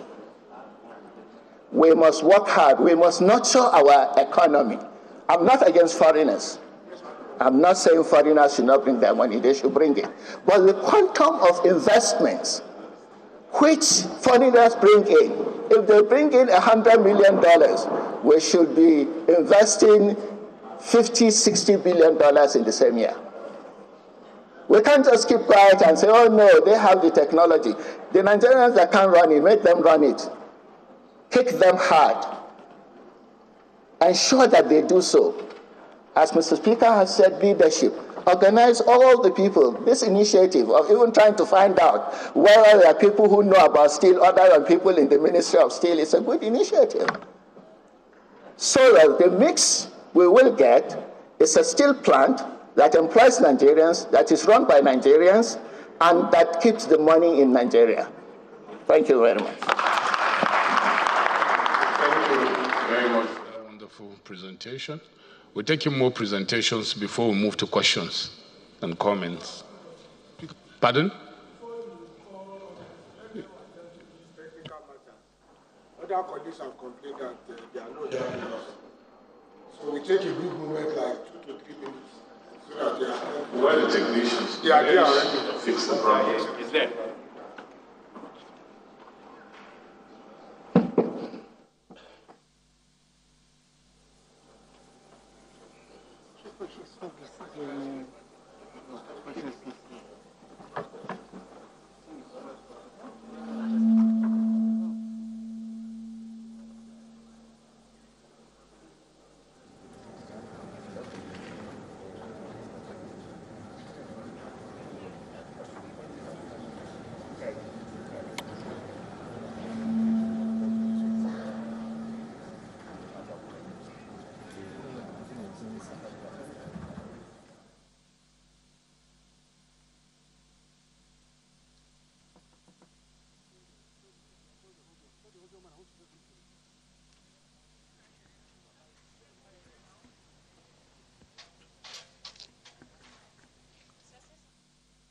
Moment, the House has now received 3 submissions from the 3 experts, and then they're expecting the next contribution from, well, another stakeholder. But at the moment, it's expected that as soon as the next contribution, it's received, then members will be given time to ask questions on the submissions made by the experts. And these questions are expected to actually clear some gray areas.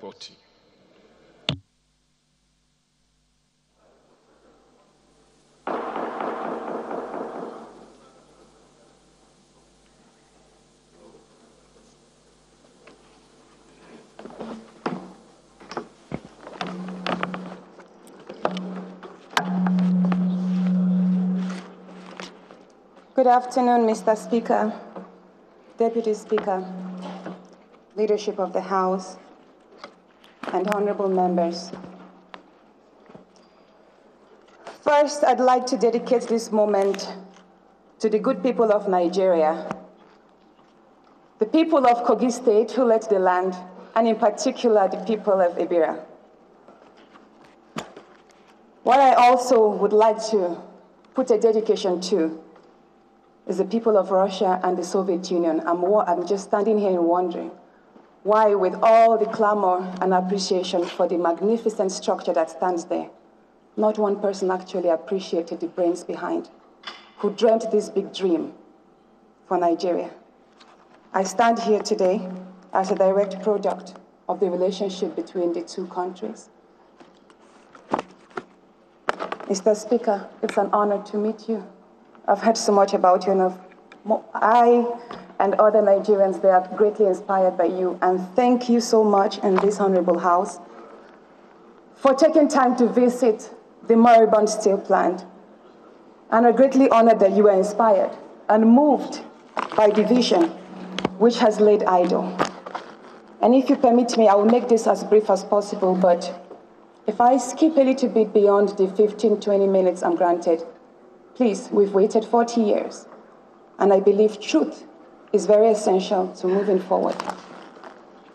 So I have in my hands here the Nigerian Constitution, and I read chapter 2, section 16, which says, "The state shall, within the context of the ideals and objectives for which provisions are made in this Constitution, A, harness the resources of the nation and promote national prosperity and an efficient and dynamic and self-reliant economy."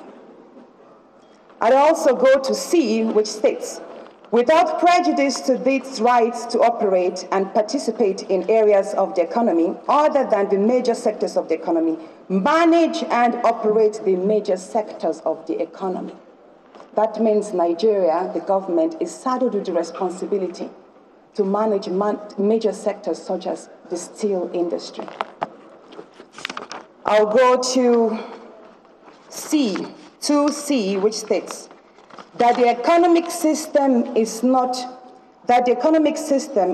operated in such a manner. That means the government is going to ensure that the economic system is not operated in such a manner as to permit the concentration of wealth or the means of production and exchange in the hands of few individuals or a group of people. 3, a body shall be set up by the act of the National Assembly, which shall have power to review from time to time the ownership and control of business enterprises operating in Nigeria and make recommendations to the President on the same. That means what is going on here, the debate that we hold so preciously, is actually in line and in tune with the functions of this honorable House. So the people of Nigeria are greatly appreciative of this. And we hope that at the end of today, no matter how brutal the truth that we may be faced with, we do not just let this day pass by like another day and another session that has held in the past.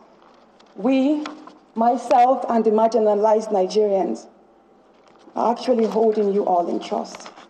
And today also, the over 3,000 Nigerians that were trained in Russia, many of them died. Many people like myself, mixed race, blood, who were left motherless and fatherless. I honor and I dedicate this day to them. So, the previous speakers have taken time to speak magnanimously about the functions of Ajaokuta Steel is more than a steel plant. But what I would say today, especially with reference to the very last speaker, Barrister, any private sector, any private player, whoever feels he has the capacity, the financial capability, and technicalities to operate a steel plant is very free to do so. Sir, you said you would need $100 million or $300 million. We have enough land in Nigeria, and we can give you one to start your steel plant. But Ajaokuta, as it stands today, is not of commercial concern. It's a political and economic play. As we all know, just 2 days ago, President Trump of America, said that he's going to do everything possible to revive the steel sector in America because of what because of what the people of America stand to gain with regards to job creation, even if it means increasing the tariffs for import steel. That is what Nigeria needs. It has nothing to do with sentiments of financial of money. And I'd like to say one more thing. Political will is one of the reasons why Ajaokuta is laying moribund. And all the money in the world and all the technical expertise, even if every Nigerian today here becomes a steel expert, a metallurgist at that, if you do not have the political will and the decision from your heart, a patriotic movement, and leaders in place that will have this idea and share same vision, Ajaokuta will not move. So, permit me, Mr. Speaker, I'm going to put before the nation a few of such conspiracies with respect to the few individuals we would mention. I would not in any way or manner speak of anything that I do not have proof for. I'm very much aware of the risk that this befalls me.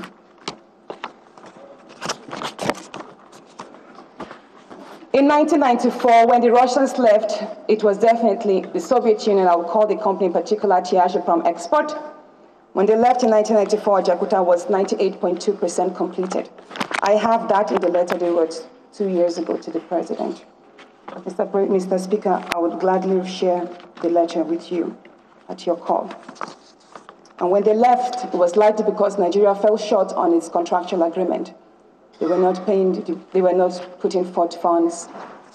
And the supporting infrastructure that would be needed to bring to place all the other resources were not in place. But that aside, Nigeria should know that we have several times had good opportunities to have the steel sector running. The very first was in 2001 under President Olusegun Obasanjo. 2 years ago, when I visited Russia, I visited the People's University in Moscow. And right there in the hall, there's a big picture of President Olusegun Obasanjo. And I asked, why is his picture here amongst other leaders of the world? And they said, he visited this university in 2001 when he visited Putin. And then I got curious. Why did he visit President Putin? And then I got to know that on March 7th, 2001, there was actually a bilateral agreement entered into between Nigeria and Russia in furtherance to the transfer of high technology. And Ajaokuta Steel was actually one of the issues. Based on that bilateral agreement and others,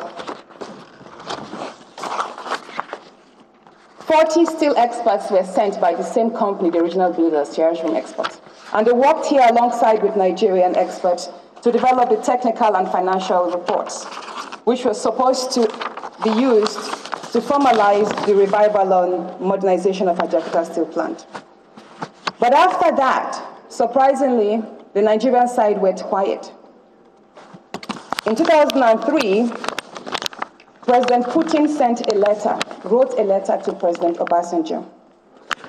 Mr. Speaker, it's a short letter. Do you mind if I read that? It reads, Dear Mr. President, as we mentioned to you during our meetings in Moscow in March 2001, trade and economic cooperation between the Russian Federation and the Federal Republic of Nigeria has significant potential, good prospects for further development and deepening of relations. One of the important directions of cooperation between our countries in this sphere in the completion of construction and commissioning of metallurgical plant in Ajaokuta town. The realization of this plant will contribute to the solution of a number of economic and social challenges faced by Nigeria in a strategic nature, setting an example of partnership in the field of industry and high technologies to lay the foundation for new joint plans in the energy sector, telecommunications, and petroleum refinery.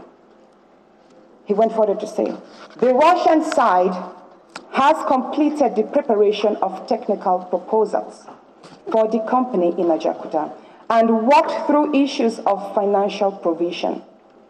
We hope the state enterprise, Diageprom Export, and its partner in Nigeria, which is the ministry, will soon be able to successfully conclude negotiations on this large-scale project and to begin its realization.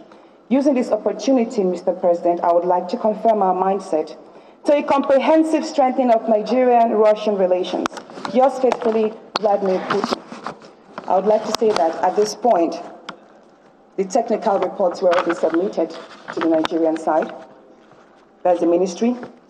And Russia had gone ahead to secure the monies that will be used to complete the plan from BNP Paribas.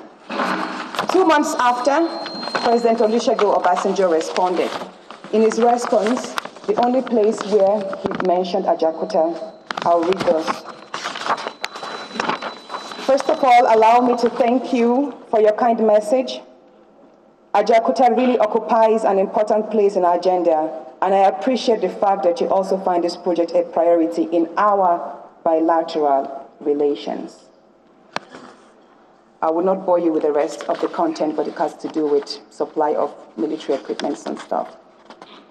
That was the response our president gave in response to the letter from Putin. And the very next month after this letter, Ajaokuta Steel and Niomco, which is the iron ore company in Itape, were given to a company called Solgas. Solgas Energy at that time was not qualified and had, well, permit me, I'm not supposed to give my own opinions.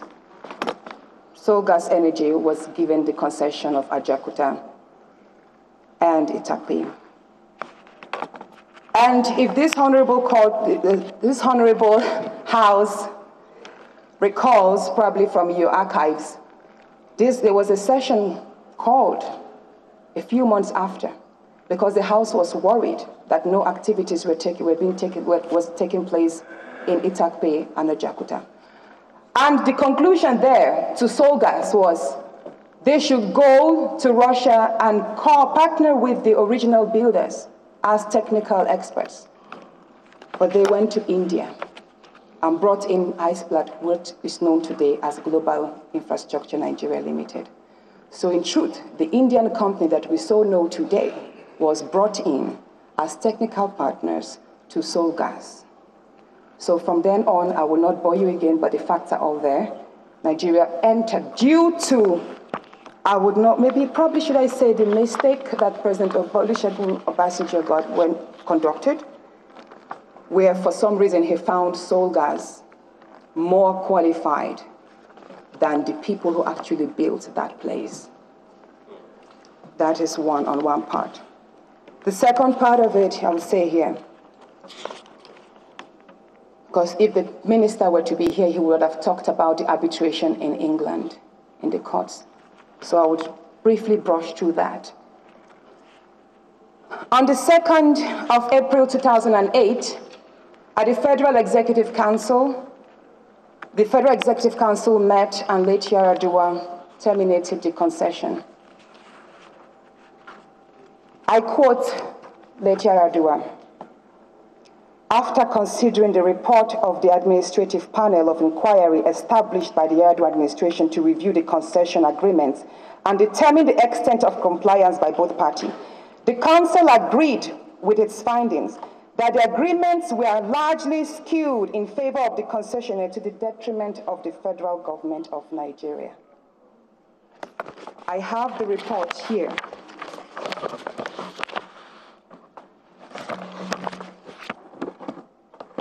This is the Inua Magaji report, duly certified by the Ministry of Solid Minerals.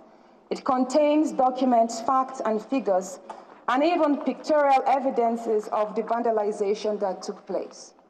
I am surprised why Nigeria did not present this before the courts in England and rather said we have no proof. How can we have no proof? Why did the Solid Mineral, the minister, Honorable Kayode Fayemi, reconcession Itape back to the same people that vandalized it? Because there was no proof. This is the proof.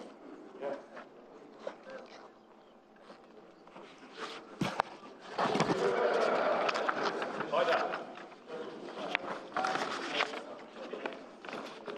In my hands, I also have the rules of...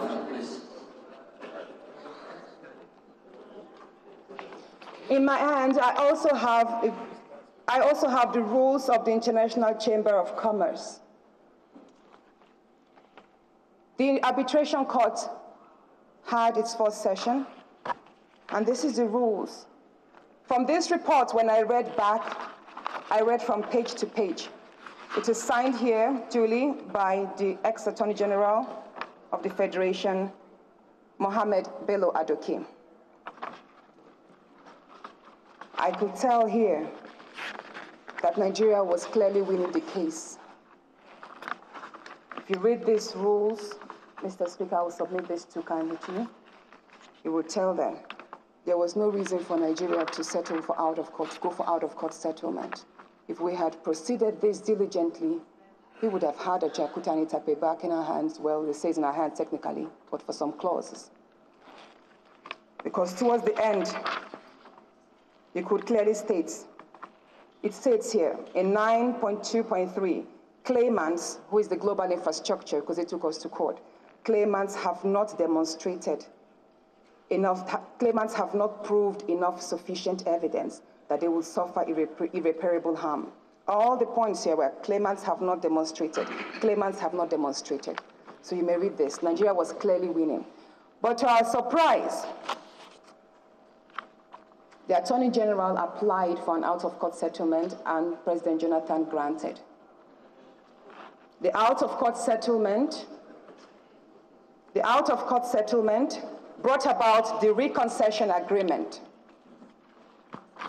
And the terms of the reconcession agreement stated that Itape should be given back to Global Infrastructure Nigeria Limited because Nigeria owes Global Infrastructure Nigeria Limited $525 million. If you recall, the Minister, Honorable Kayode Fayemi, said several times that it was the court in London that actually told us to pay that amount, and Nigeria does not have $525 million. Therefore, the only option we have is to give Itape back to them to complete their 8 years. They complete the 10 years since they had done 3 years. Permit me, I would like to read from the letter, the memo the Attorney General Adoke wrote to President Jonathan on the 12th of December. It's duly signed by his signature, at each page attested.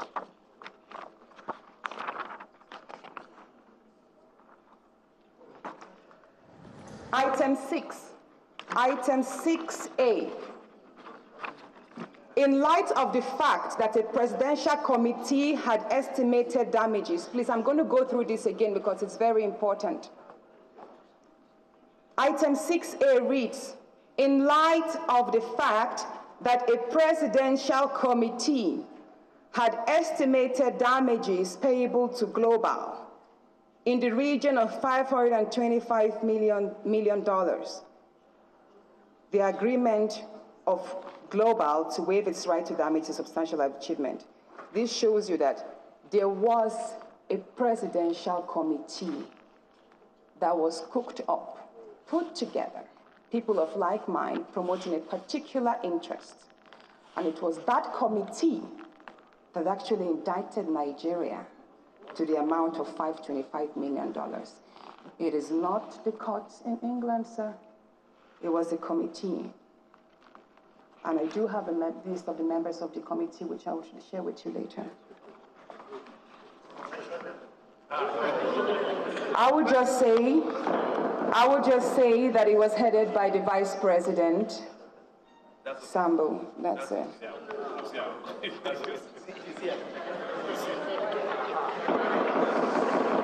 But people from the Attorney General's office, people from representatives from BPE, they were all present, sir.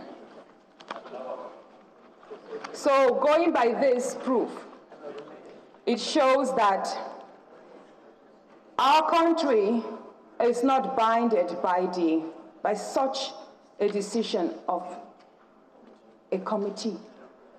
And I would like this honorable court to demand sorry, forgive me. Okay. I would appreciate this honorable House to demand for the report of that committee. It would be interesting to know the parameters in which they arrived at such a decision, knowing full well that there was also the Inwa Magaji report, which clearly itemized the damage, and even the monies borrowed from CBN without being paid, and proved that there was no money that was brought into Nigeria. So we begin to imagine $525 million. So going by this, it will not be wrong to say that the agreement which was entered in the office of the Vice President, Osibanjo, on the 1st of August 2016 is null and void, because in law, you cannot give what you don't have, and you cannot take what is not yours. So by this, Nigeria does not owe global infrastructure $525 million, and so they have no right to spend a day in Niamco.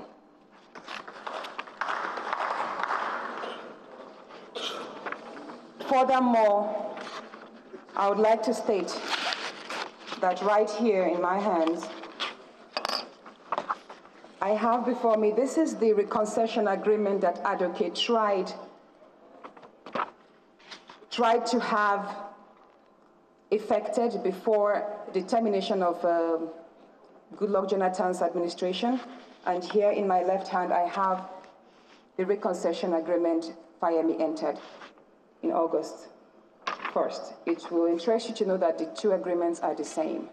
When I read both, the errors, even the typographical errors contained in Adoke's concession agreement are also contained. There are over 25 of them. So you begin to wonder, did he review this agreement? Or it is the same agreement that later Adua terminated, which he said was grossly shrewd against the interest of Nigeria. So it's left for this court, this House, to decide. Mr. Speaker, I'd like to say that it's such a great honor to know that for once I have seen someone in authority whose ideals resonate with mine and the good people of Nigeria. We are against the privatization or concession or whatever it is called. Ajaokuta is too important to be in the hands of an individual, left alone a foreign country. A company that has the capacity of manufacturing weapons should not be held in the hands of anybody. I mean, considering the fact that we tend to focus more in our diversity here. What betide it be in the hands of an Ibira or an Igbo man or a Hausa? It should be a property of the Federal Republic of Nigeria, sir. So, and I will tell you that the idea of privatization tends to create a lot of green-eyed monsters. The idea that somebody can own such a magnificent structure creates such uncontrollable greed. And I will speak about this. Sometime last year, it got to my findings that a particular company was registered to acquire Ajaokuta. It's called Ajaokuta Kogi Nigeria Limited. I have before me the papers that prove that this company was authorized, the registration of this company was authorized by the governor of Kogi State, Alhaji Yahaya Bello, in partnership with Global Infrastructure Nigeria Limited, the same people. Now they have gotten Itakpe into their hands, and the next target was to acquire Ajaokuta at all costs. So they've devised the means. And going by the certified true copy of the form CAC7, form CA7, a company that is supposed to carry the front and the interest of the people of Kogi State if, well, we know it's a federal asset, but supposing the Federal Republic of Nigeria has given Kogi State the mandate to proceed with ownership, resuscitation, and operations of Ajaokuta, you will all assume that Kogi State should be a major shareholder, isn't it? But what I have here, the two directors of this company, one, Onoche Ikechukwu, he's from Benue State, and Ancheva Emmanuel from the eastern part of Nigeria. And both of them, it would interest you, are affiliates or staff of Global Infrastructure Nigeria Limited. Both of them share, no other director is here. This is a shell company, sir. If it had succeeded, do you mind looking at this? If it had gone through, we would have, on the face of it, assumed that Ajaokuta was then already in possession of Kogi State, probably working for the good people of Kogi State and Nigeria. Well, in reality, it's just a company that is owned by two people who are promoting vested interests. So we wrote a petition. On the 3rd of July, we wrote a petition to the Registrar General of CAC. And he was very shocked. I wouldn't bore you with the happenings there, but he was very shocked.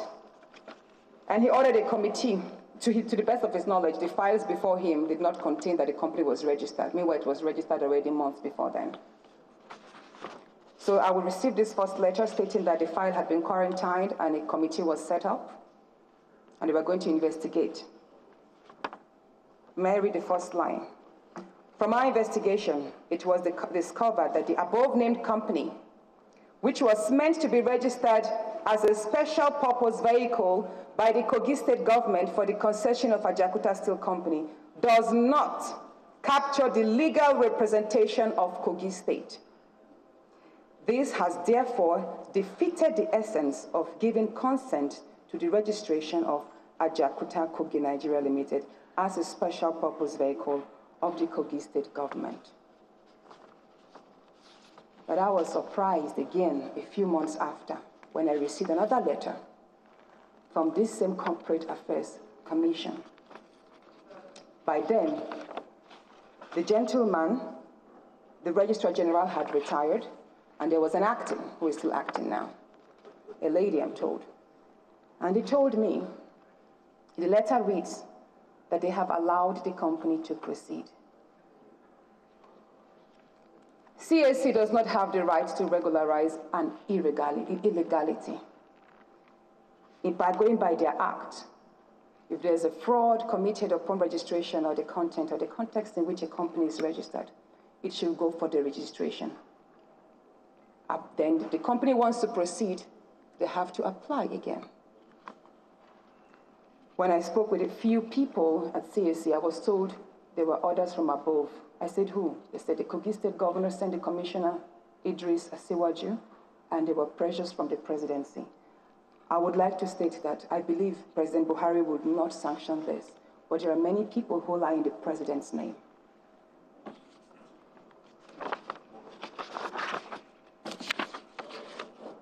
Finally, I'm going to the conclusions.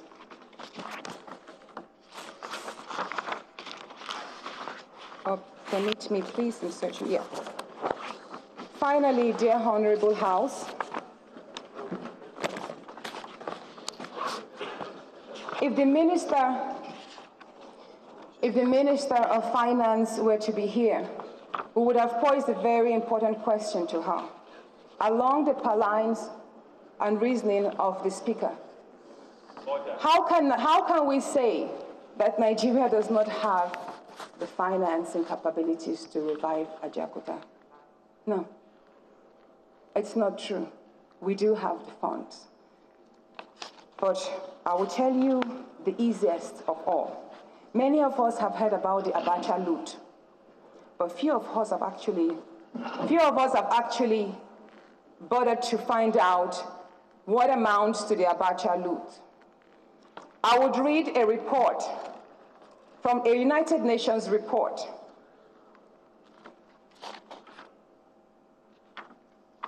A United Nations report put forward in 1998, and it states, in another stunning disclosure, a government spokesman said in December that the administration was investigating an alleged $2 billion fraud by some members of the previous regime.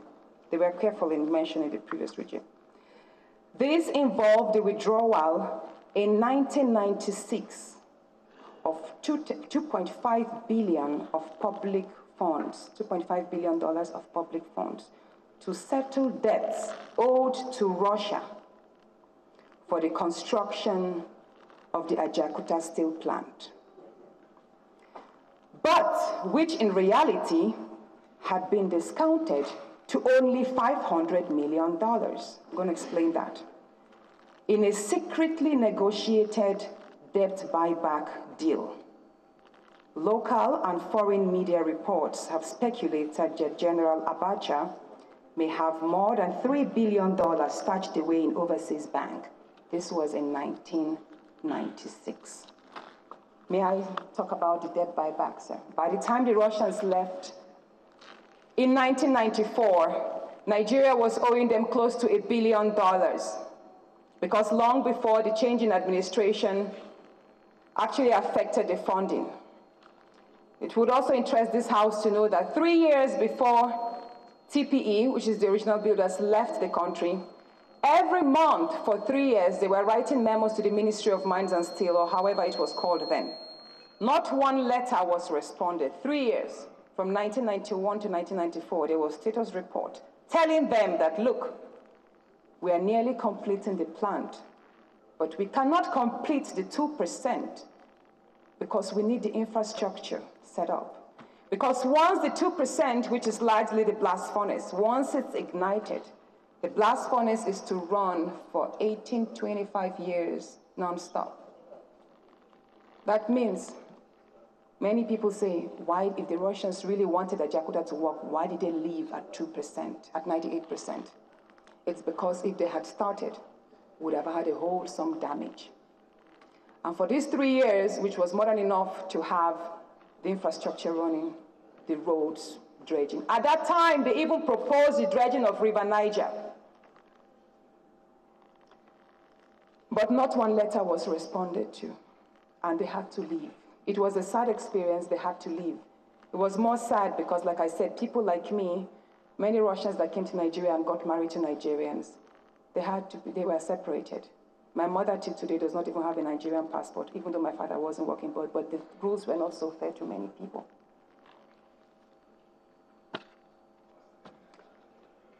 So when they left, I will read now. In October, when the Russians left, and we had such huge debt to pay, they did not take Nigeria to court. They kept on sending letters of reminder.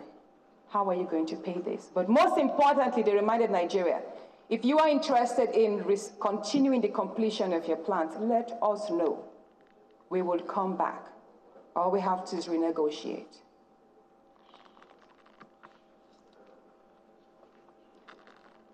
But what happened was, in October 1995, I'm going to read from this part because there are some key words I don't want to miss. A series of debt buyback transactions took place whereby the debt instruments were sold at inflated prices to Liberian companies, purportedly owned by the Abachas. The two companies are called Parna Shipping Corporation and Mecosta Securities. These are two companies that were registered in Liberia, and these are the two companies that bought the debts. Now, on one part, Parna Shipping Corporation and Mecosta Securities, on one part, they were negotiating the reduction of that near $1 billion debt. And Russia waved away over $400 million and said, you know what? You're a struggling country, you're a small country, just pay $500 million. Forget about the rest. While on the other hand, the Abacha administration told Nigeria that the Russians insisted on the money, on the nearly $1 billion, and apart from that, there were debts incurred upon the debt buyback. So that amounted to $2.5 billion. So that means $2.5 billion were taken from our reserve, while only $500 billion was being paid. So that is the debt buyback. So it's not wrong to say any Abacha look that is left in the banks of Switzerland and other banks can actually be pulled together to revive Ajaokuta.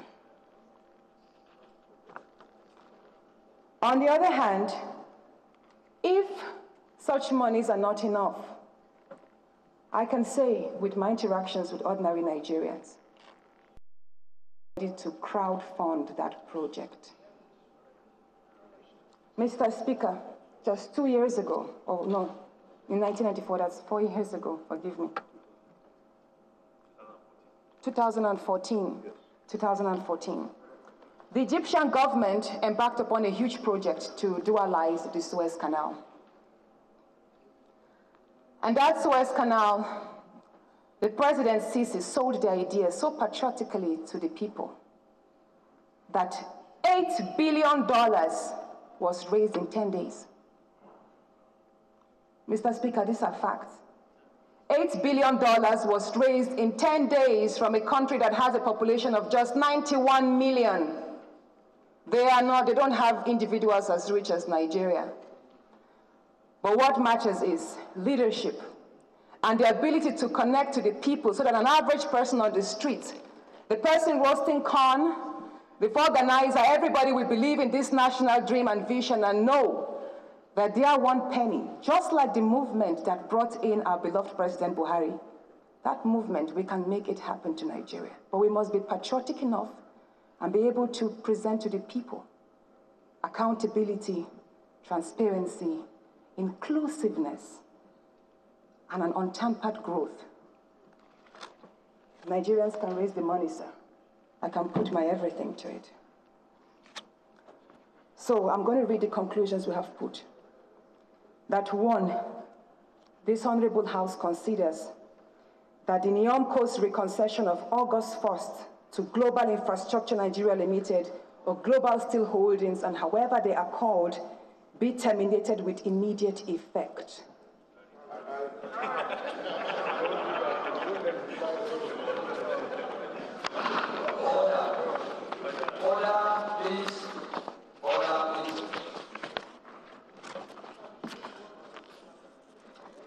That EFCC must be called to conclude the prosecution of Global Infrastructure Nigeria Limited for the economic crimes according to the orders of this investigation and the orders of late Yaradua.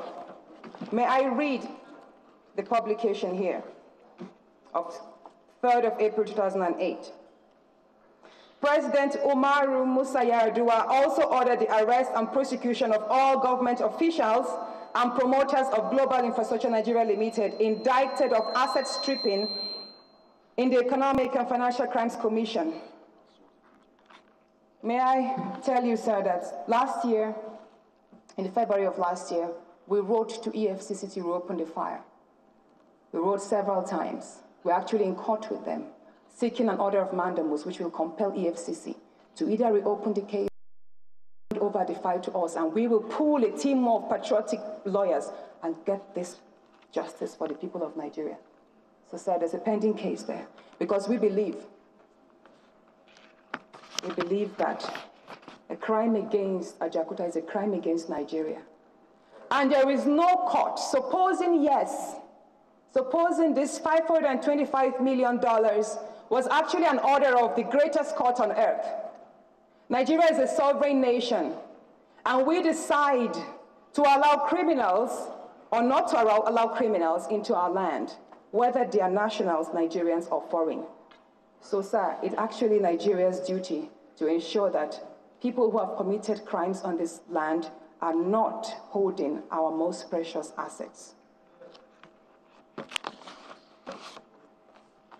Also, we would say that Ajaokuta and Itape must not be privatized or concession, but be owned 100% by the federal government of Nigeria and operated alongside the original builders only in areas of technical expertise.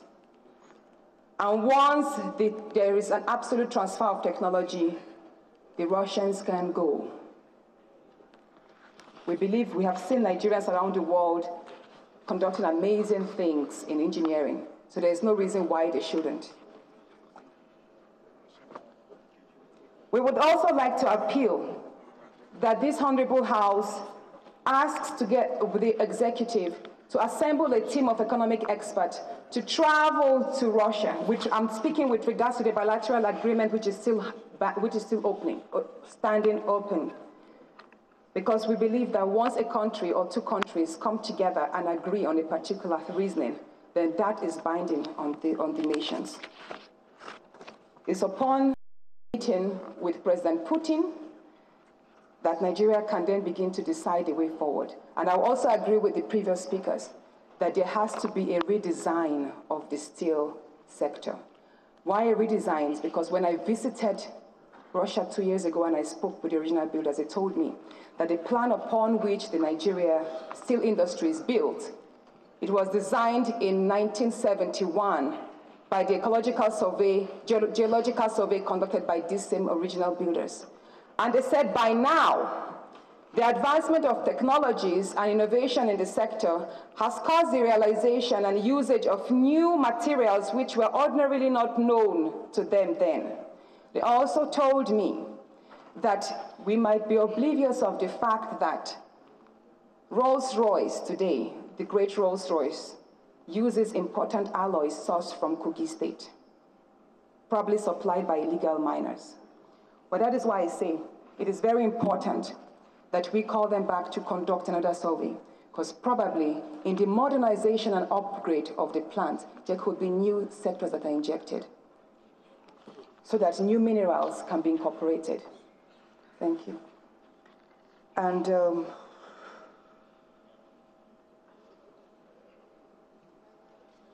by and large, that is what we have. I've come to an end of this presentation. And I would say again that I know many would talk about why am I promoting Russia? Why am I not promoting China and India? With due respect to every country's steel capabilities, the greatest steel plant in China today and 5 of the biggest steel plants in India, citing Belial, which for the 12th consecutive year has won the best steel plant in Asia, was built by this same company. So why? There's a very big question. What has Russia done, and why are we shying away from approaching the people who actually envisage this dream for completion? Nigeria must be ready for sanctions. That's one thing I'm going to say. It's not easy to go against the Western Bloc. We must be ready for sanctions because at the end of the day, we must dream of a big, great Nigeria. Because for all it's worth, trade is always better than aid. Trade is always better than aid. Nigeria should position itself to be a country that will give other African countries aid. We should be the country that Ghana, Kenya, Somalia, Uganda, they run to for loans, not all of us scrambling for loans from the Chinese. Thank you very much, Mr. President, Mr. Speaker, and thank you, Honorable House. And thank you, the good people of Nigeria and the good people of Nigeria land and for his state. Thank you. And Russia, too. Natasha, I will have you now. I thought I knew the direction this may take. I'm more confused than ever before. Honorable colleagues, before we proceed to take more interventions, just in the course of our sitting, a letter has been launched by the Permanent Secretary, Ministry of Mines and Steel. But I won't bore us with details of the letter, only to pick the paragraph that's maybe relevant to what we're doing here. Paragraph 5 of the letter states that the ministry, after exploring all the options or the facts available to it, believes there is no option to concessioning the Ajaokuta steel plant. And it goes further to say that it is in the light of the above that the ministry is committed to pursuing the concessioning process through the most open and transparent to avoid the mistakes of the past. And we have seen how open and transparent they are in the course of this presentation. Honorable colleagues, even though time is far gone, we'll still take presentations from Engineer Sanusi Mohammed, who incidentally is Chairman African Iron and Steel Producing Countries, and strangely with a secretariat in Abuja. So Engineer Sanusi Mohammed, please.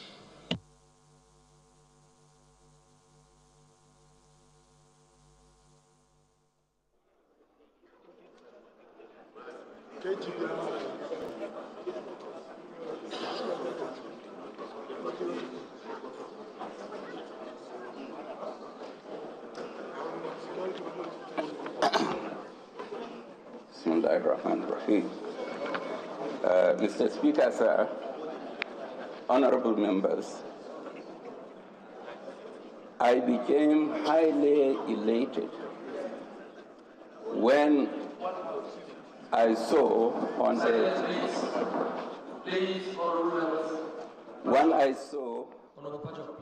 the television the speaker has visited Ajaokuta Steel Company, and the statements he made, which we had been saying, we had been writing, sending it to the government, advising the government along that line. Today, the speaker has proved us right. So I became very grateful, sir, for you to take a visit to Ajaokuta. This is what we have been calling all along. With due respect, President Jonathan spent 6 years ruling this country. We have written to President Jonathan to please take a visit to Ajaokuta to see what Ajaokuta is, because many people have a misconception of what Ajaokuta Steel Company is. It is a 43 fantastic industrial complex that each one of these complexes is a pride to own. 43. And President Jonathan visited Ajaokuta, but not Ajaokuta Steel Company. He went to commission the Geregu power plant. And from Geregu to Ajaokuta plant is just a couple of kilometers, about 5 kilometers away. He didn't find time to go. He left. This administration that has come now, President Buhari, we have written a letter advising President Buhari, even if he has gone before, let him go and see what Ajaokuta Steel is. And if possible, I would request him to follow the path of one of our greatest leaders, the head of state, Ernest Shonakan. He ruled Nigeria for just a couple of months. Within that period of time, he went to Ajaokuta twice. The first time he went, he saw what he saw. He promised Ajaokuta Steel Company that by the end of next month, he will bring the whole of his cabinet to Ajaokuta. And that he did. And I was among those who followed to go and see that visit. Unfortunately, Ernest Shonakan was not allowed to stay longer. Now, this is what we hope to see President Buhari do. Not only for him to go, let him carry his cabinet to go and see this Ajaokuta before decision is taken. I believe the ministry is rushing, like Mr. Speaker had just read, that they have no option but to concession the place. I think there is need to look into that very critically. Mr. Speaker, sir, Ajaokuta Steel Company was designed, the equipment and facilities for the production of steel were designed based on Itakpe iron ore characteristics. So that means Itakpe iron ore location is a captive plant to Ajaokuta. Unfortunately, Mr. Kayode has been in the forefront trying to chop off Itakpe iron ore, give it to some Indians to go and manage, and then leaving Ajaokuta on its own. Ajaokuta cannot operate successfully if Itakpe is not part of it. So I request, Mr. Speaker, sir, to bring this to the fore so that the minister will now understand the importance of Itakpe to Ajaokuta. Mr. Speaker, sir, the Indians who managed Ajaokuta I am glad my sister Barrister Natasha has mentioned so much and has brought a number of documents. In 2008, when the Indians were managing it, Ajakuta, and they were owning Delta Steel Company in Wari, they arranged to transport 6 trucks of super concentrate iron ore, which was produced by Nigerian government and stockpiled. These trucks brought the iron ore to Okene. The people of Okene were so proud that this is a Nigeria's property. Why is it being taken away? They insisted the drivers cannot proceed. In fact, they even attempt to vandalize the vehicles, breaking the windscreen, puncturing the tires. Because of that, the Indian leader of that Indian company invited Nigerian police. What did they do? They killed 40 people in the process. And all these have been swept under the carpet. Nobody even remembers those who have been lost. And this is why it hurts me when Minister Kayode one time was talking publicly. He said, the Indians have not committed any mistake. It is the Nigerian government that has committed the mistake. I couldn't bear it because the report Natasha mentioned, Engineer Magaji Inwa's report, has clearly identified all these atrocities. The removal of equipment and facilities from Ajakuta to Delta Steel.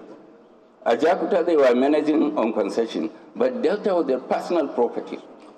So they were converting so many things to Delta Steel, and they were using the port in Wari to transport so many things out of the country, including equipment, very huge transformer and its spare part, which were bought for Nigerian use.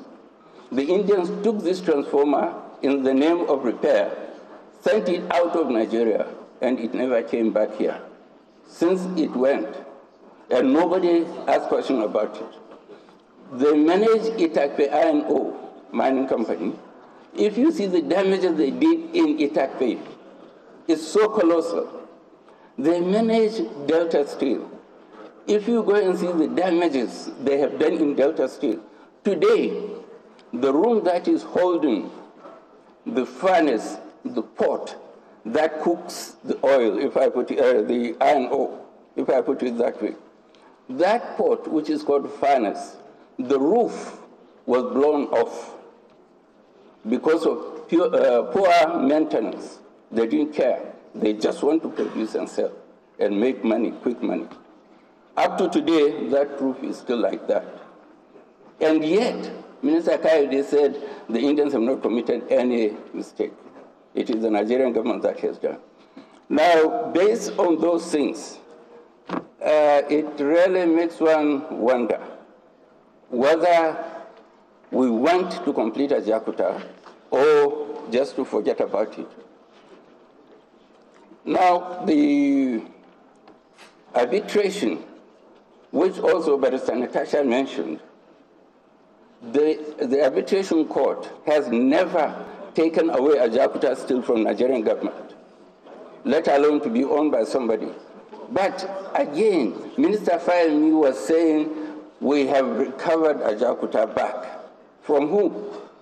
Ajakuta has always been a Nigerian entity. They always said in that arbitration rule that the respondent, that is the Nigerian government, has promised never to hand over to any third party, to any third party, to hand over Ajakuta Steel Company during the pendency of the case. That's all they said, not to hand over to any third party. But he didn't say it's not under Nigerian government. So this is why we feel so bad when we see these kind of statements. Now, so much has been given, and I'm sure from those documents you can see a lot more. I will just want to emphasize there is need for President Buhari to please visit Ajakuta and see what it is, if possible, including the iron ore mine company, then before he takes any further decision. And most of these agreements, which were signed by Mr. Kayode, the minister, were done between the ministry and the Indians. No stakeholder was invited. Nigerian Society of Engineers was not there. Nigerian Metallurgical Society was not there. African Iron and Steel Association was not invited. It was just himself.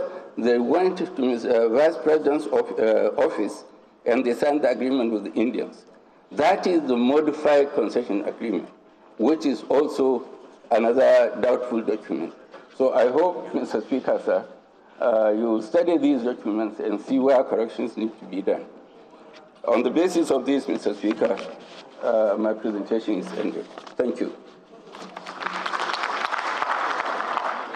Very much for that wonderful presentation.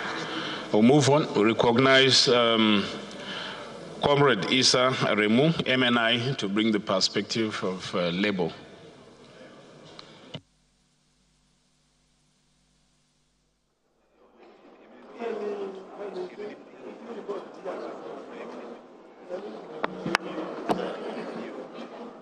The Honorable Speaker, the honorable members of this great House of Representatives, possibly the largest in Africa, it's quite a pleasure for us to be invited to give a short labor perspective of the discussion on the iron and steel project in Ajaokuta. The Honorable Speaker, I think I will convey to the President of Nigeria Labour Congress to give you deservedly the title of comradeship and I'm saying so with all sense of responsibility because we are just marking the 40th anniversary of Nigeria Labour Congress, who were established in 1978. I'm saying you deserve this title of comradeship because of the historic visit that you have made to Ajaokuta. And I think, as the Honorable from Kano, the Chief Whip, said, this is practical demonstration of leadership. And I think we should see this kind of visit as work in progress. We should encourage all our leaders to visit all the factories, not just iron and steel. We should go to the textile industry. We have to visit the refineries. We don't need to approve resources here without seeing how they are being applied. And they say, seeing is believing. Two quick points I just want to add to what has been said. I endorse everything said by all the experts. But I want to say that iron and steel sector is a massive job creator, possibly challenged by textile industry. And we all agree that all our youths, they have all these certificates. They have BA, they have BSc, they have MA, they have PhD, but they don't have the race certification, which is JOB, jobs. And we can't have this idle capacity. You know, a lot of hands willing to work, and we have a lot of work to do. In the case of iron and steel, we just heard from the experts. Just about 8 years ago, we used to have a sense-of that Nigeria will be one of the leading 20 countries by 2020. It's just 2 years to go. We've already missed 2010. You know, there was a time we were talking of Vision 2010. And we were told the amount of steel to be generated by this great sector. But we've not talked about millions of jobs that need to be created, both direct and indirect jobs. I think it's time for us to hit the ground running. So I want to say we support this, your initiative of public debate on this critical sector, and we can see all the facts as they are coming up. But let me underscore the fact that we are not supposed to be a debating society. We are supposed to be a productive economy. You know, and that was the vision of the founding fathers of this great republic. with little resources in the 60s, they thought of having iron and steel because you can't have industrialization without the steel. And we can't talk of any diversification without reviving this sector. So we want to say that let there be time limit to this discussion. And I think we should have a time frame because we've really lost almost 35 years to get this sector on. And as the last speaker also said, industrialization is moving fast. Now people are talking of fourth industrial revolution, which is robotization, digitization. We are seeing hook on the fourth industrial revolution. Even the job benefit we can get from this sector, we won't get it done if we don't roll out on time. So I want to say that we support your effort here, and I'm highly impressed with the level of bipartisan patriotic discussion when it comes to the issue of this sector. And I hope we will apply this in all the sectors. So let there be time limit. And I'm happy we have agreed, let there be declare a state of emergency, and Nigeria has the resources, to complete this project. It has to be done with public appropriation because that's where we can have public control about this great strategic sector. And it's consistent with the spirit of the Constitution of Nigeria, which says, critical sectors of the economy that affect all of us should be owned or directed by the state, the commanding heights of the economy. Without the limitation of this 1919 Constitution, it gives us the basis to industrialize, and get the job done. And honestly speaking, if we can correlate all these views that have been put in place and we realize them, we have no doubt in my mind that, we can get this sector back, employ, millions of our youth, and then become one of the leading industrializing countries in Africa. Once again, I want to thank you, and I want to commend all the comrade honorables who have spoken here. And as I said, I will convey to NSC that this is the best anniversary that has been given to us. And let it not be a flash. Let it also be applicable to all critical sectors where we can employ our people, such as textile, of course, which you know where I come from. Thank you very much. Thank you very much, Comrade Issa Aremu, for the wonderful presentation and show of solidarity. I've already commended Labour and I wish you well. Last but not the least will be Engineer Professor David Sezobu from the Department of Metallurgical and Minerals Engineering, University of Lagos, member of the Nigerian Society of Engineers.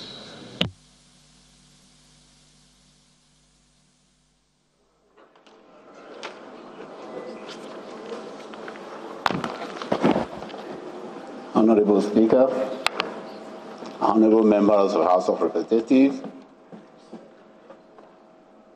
in short, I'm here on behalf of the Nigerian Society of Engineers, representing the President, who's unavailable on the who's absent at the moment because of national engagement.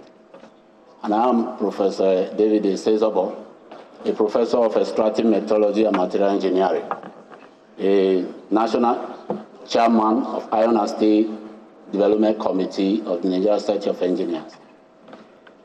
I will join, on behalf of Nigerian Society of Engineers, I join my voice also to those who have already emphasized that the state sector is actually a strategic sector, and developed nation jealously guide this sector because of the multiplying effect, economic multiplying effect of the sector. Is the highest employer of labor.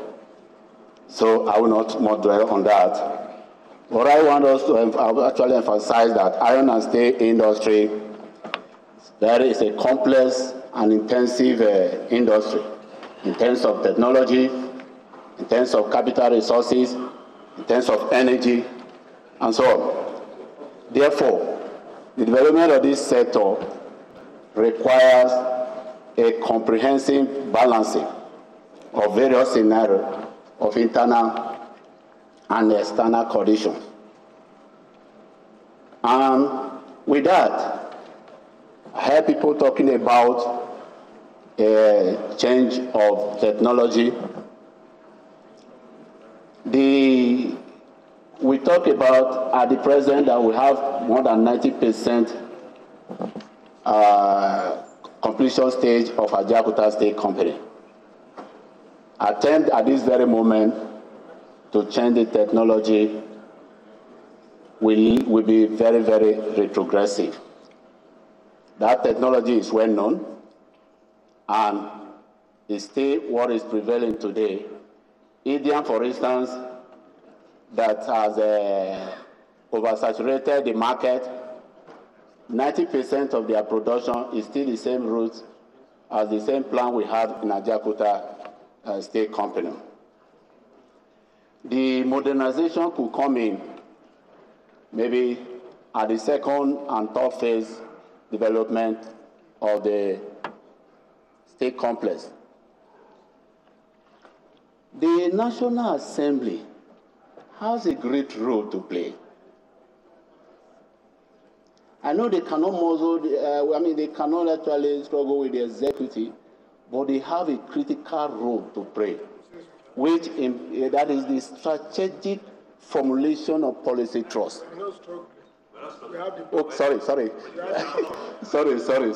I'm afraid thank you very much. I withdrew that statement. Thank you very much. What I'm trying to say is this, that the laws and regulations that through promulgation of acts can actually provide the necessary institutional framework for the setup. And I want to record that in 2014, the Federal Ministry of Science and Technology, Federal Ministry of Steel, Federal Ministry of Mines and State Development drafted a Nigerian Metallurgical Industry Bill without actually consulting professional bodies such as the Nigerian Society of Engineers. But we are privy to that bill when it was just 5 days to the public hearing at the same house. I'm talking about the 7th National Assembly. And therefore, we came up with a restructured Nigerian Metallurgical Industry Bill that will better reflect the intention and the purpose of the executive bill. But unfortunately, at the twin light of that assembly, they said that the executive bill was the one that was passed. It's among those 59 bills that were passed in 10 minutes. But the good part of it is that the president did not assent to that. But I just want to bring forward to this honorable house that same bill has been repackaged the same way and is presently with the National Assembly as Nigeria Metallurgical Industry Bill 2016, SB 260, that is at the Senate. You need to really critically appraise the bill. You need to look at it very well. Otherwise, if you pass a bill, one person can rise up tomorrow and tell you that, well, I've consulted with professionals and Ajaokuta or all other still public outfit should be sold to Mr. A or Mr. B, because that is exactly what is there. Every roles and responsibility were scoped under the and assigned under the honorable minister. Order, please. Honorable Toby, sit down. Therefore, I'm only urging the House to go back to that bill, look at it very well. The Nigerian Society of Engineers has a version. The version which actually proposed the establishment of special organs such as agency, commission, bureau, that will really take into various aspects or various sectors of the metallurgical industry. The irony of it, you may be talking, maybe saying, where we look at the money to establish this agency, this commission, and the bureau. It will not cost an extra money to the federal government of Nigeria. What was done in that restructured NSC version was to take into cognizance the already existing act, those commissions or centers that are already existing. So the only thing that is new there is the establishment of a Metallurgical Development Bank. And in that same revised bill, we identify sources of funding that are within the country. So it may not necessarily come directly from the federal government, money to fund that the establishment of those commissions or bureau.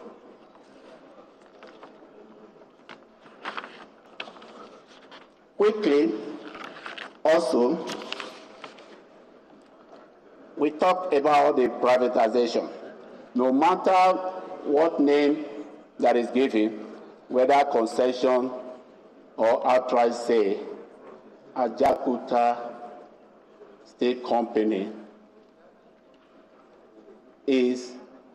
should be a place that is, at the moment, is not really mature for privatization.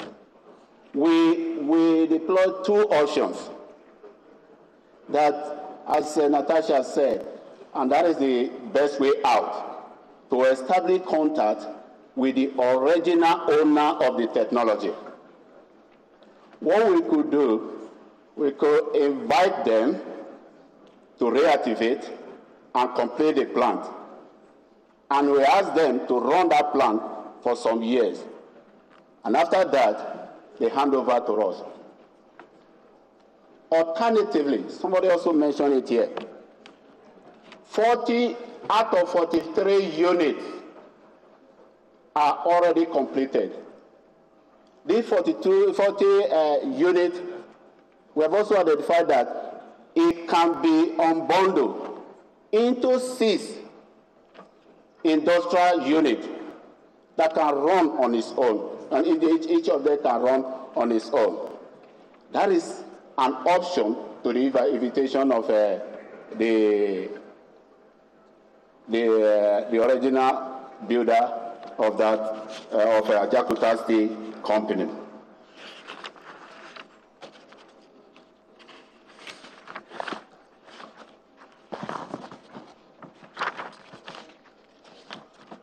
So,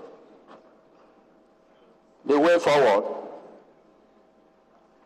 owing to the strategic nature of steel to the nation economy as the bedrock for industrialization, and also recognizing the magnitude of forces against in development in Nigeria, both within and outside, and that steel industry is an international industry, whether you like it or not. What we have in here, every other nation is interested, either in a positive way or in a negative way. Therefore, that we, as a matter of national policy, we should hold the resurgence of steel as a priority for nation overall development. Secondly, we should not shy away from acquiring Delta Steel Company, the National Iron Ore Mining Company at Itakwe, which we actually established to serve Ajaokuta Steel Company. And we also advocate that a broad-based stakeholders committee for sustainable development in this sector should be set up. And that body should be able to forge a new framework from leveraging the state sector for sustainable impulse to national technological and socio-economic development. We advocate also or propose that, as I said earlier on, establish contact, perform technical audit, and negotiate with the original builders, the Czech exports, now from Russia and Ukraine, for the completion of the Ajakuta Steel project. In our candid view, it is the best way out.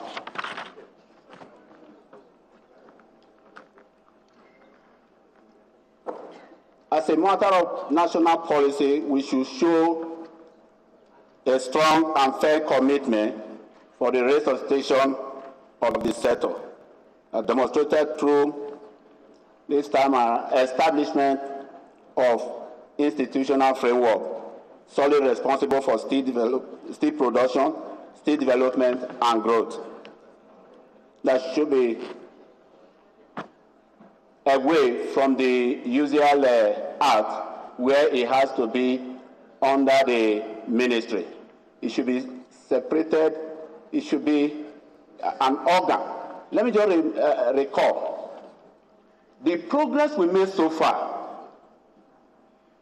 was the fact that there was National State Development Authority. And as soon as that was disbanded and went under the ministry with the bureaucracy and so on, today we have not recorded any single progress. Rather, we have made many, many steps behind. And therefore, we are actually advocating the establishment of non-ministerial independent State Development Commission or authority, comprising professional engineers for its central planning, organizing, coordinating, and monitoring of the overall sector, development and growth. On behalf of the Nigerian Society of Engineers, the Nigerian engineers are saying, challenge us that we will deliver. In my conclusion,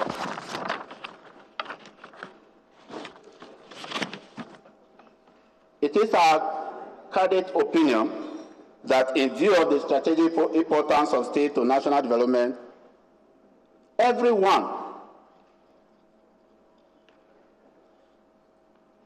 should have a rethinking, reorientation, and have that patriotic zeal to ensure that the bedrock of development of this country is allowed to stay, no matter what or the magnitude or the forces against it. The strategic sectors in other countries are prioritized not out of national convenience, but deliberate choice to devote scarce resources towards such concern in order to erect a sustainable future. Therefore, we must be wary of negative advices in this regard, as such will either be coming from sources that might well be poorly informed on the sector, or those with mischievous desire to shuttle the nation's greatness and confirm us to a perpetual market for their own state development. Thank you very much for listening.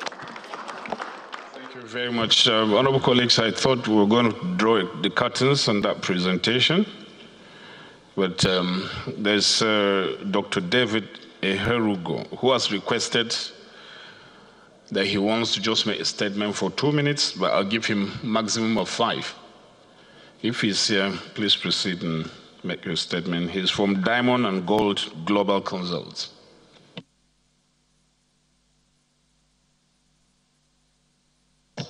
I'm grateful for this opportunity. My name is Dr. David Eherugo from Kogi State, and we have a company I'm representing, Diamond and Gold Global Consults. So they are investors interested in Ajaokuta Steel Company. Ajaokuta is quite an elephant project, as they call it, but you can make an elephant to run, and it will deliver. Ajaokuta Company was first cited by NSDC, that is Nigerian Steel Development Corporation, in 1972, when I was just a young boy, a small boy. In 1983, it transforms to ASCO, Ajaokuta Steel Company. And I remember I couldn't walk. I couldn't walk there. I was just serving then from ABU. But I have the interest of this company at heart because it is in my place.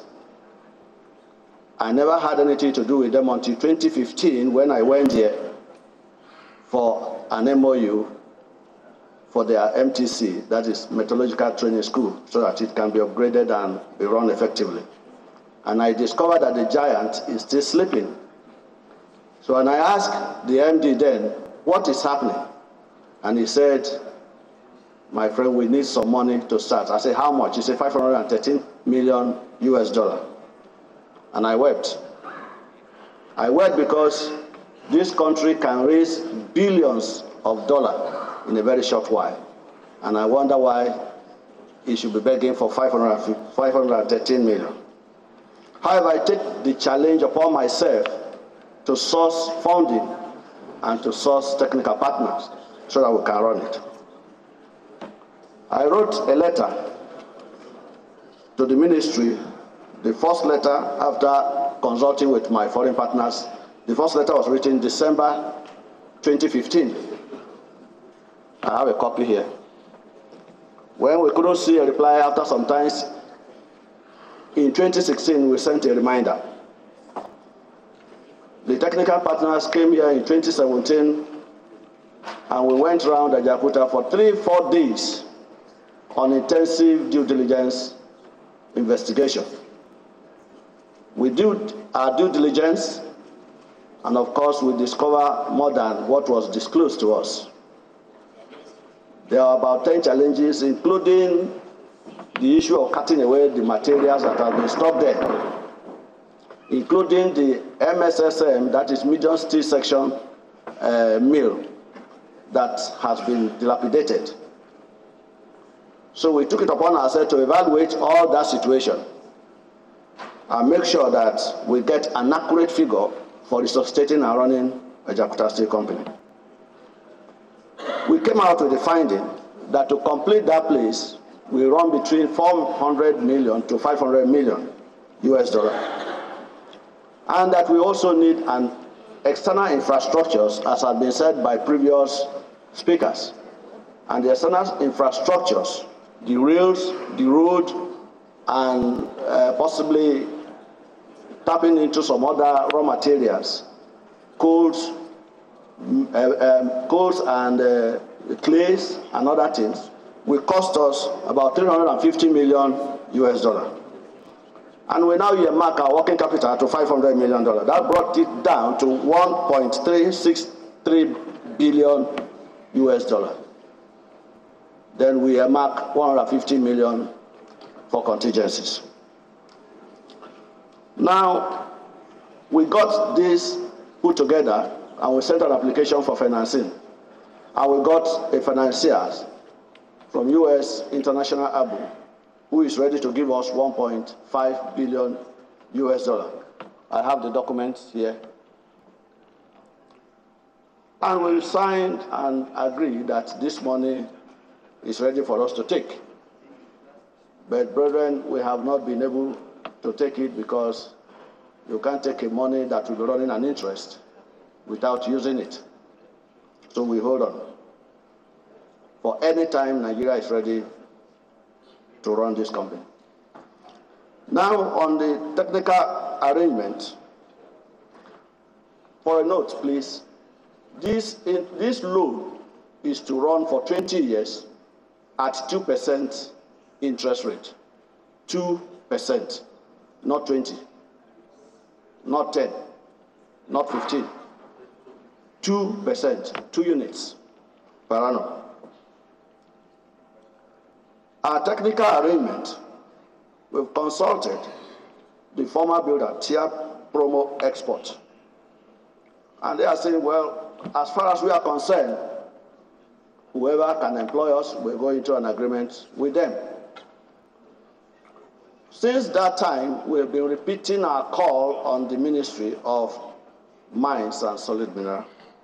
And up to now, with all the 3 applications we've sent, one in 2015, another one in 2016, another one in 2017, we've not gotten any response up to now.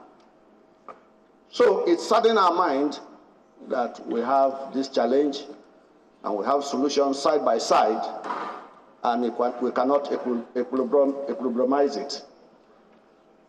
Then we look at our own management capacity, management style.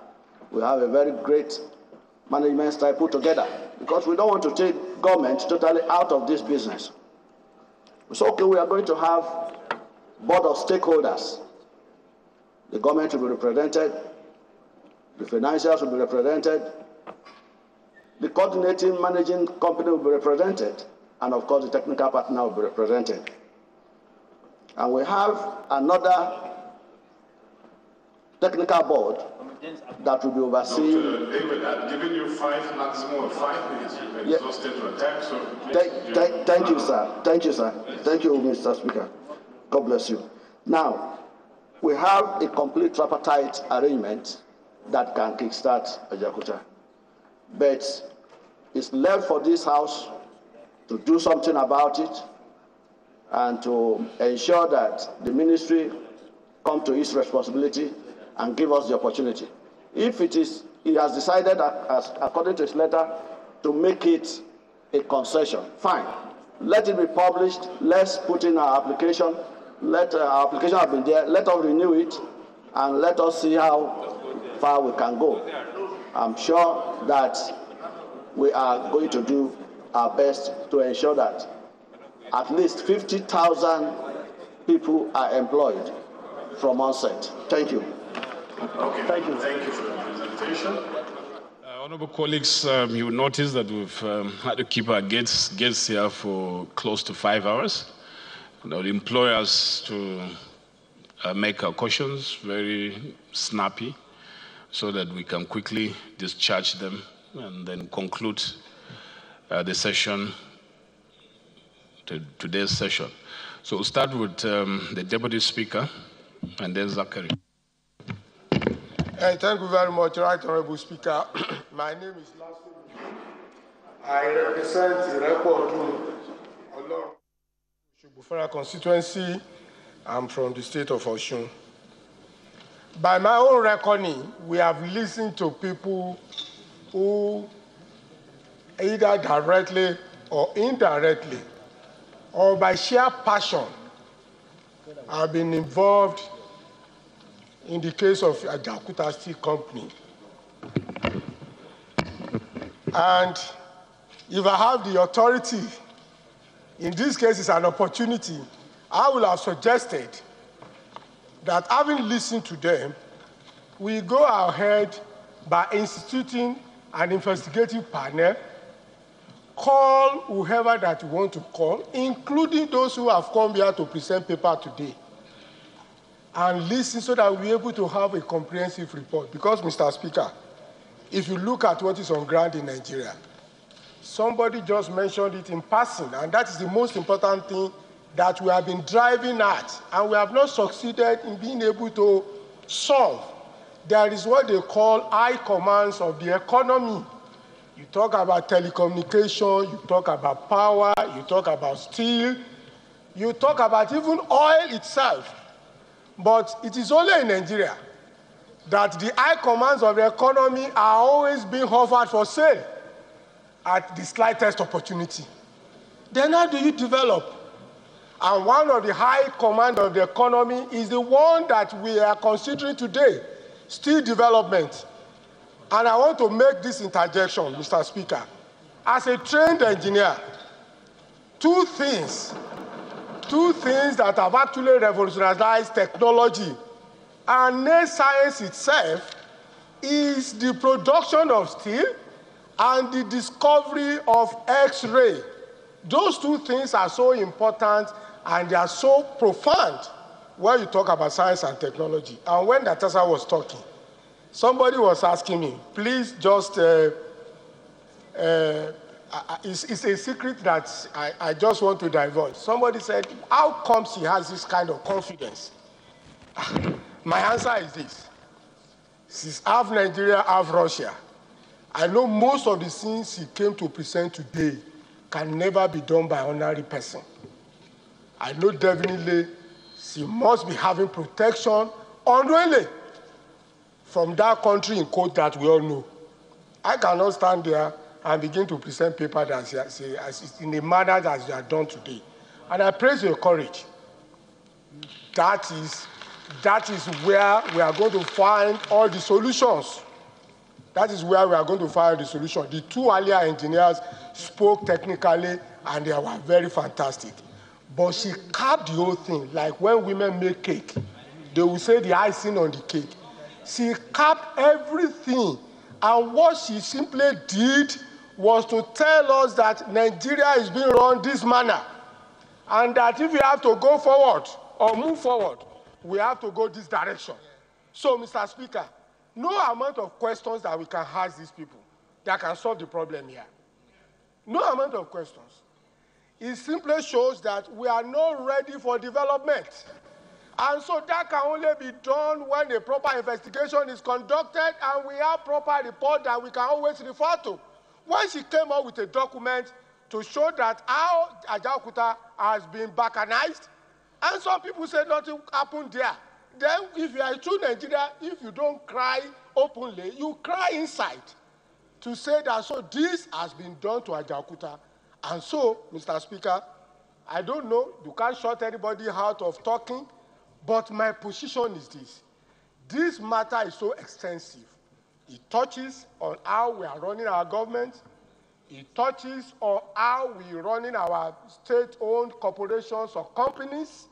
It touches on fundamentals of whether we are actually ready for development. Because I always say it, and let me round up by this end. And you all know, I've always called myself a farmer. And I went to Malaysia sometimes 2 years ago. And I discovered that while landing at the Kuala Lumpur airport, even the hedges of the runway and the car park and everywhere was full of palm tree, right at the KL airport. And I went to their palm board. I said, I want to be a farmer and I want to do palm plantation. They told me so many things. They made me believe that they were the one who had the best breed all over the world. But coming to Nigeria, I discovered NIFO has the same thing that Malaysia has. Yes.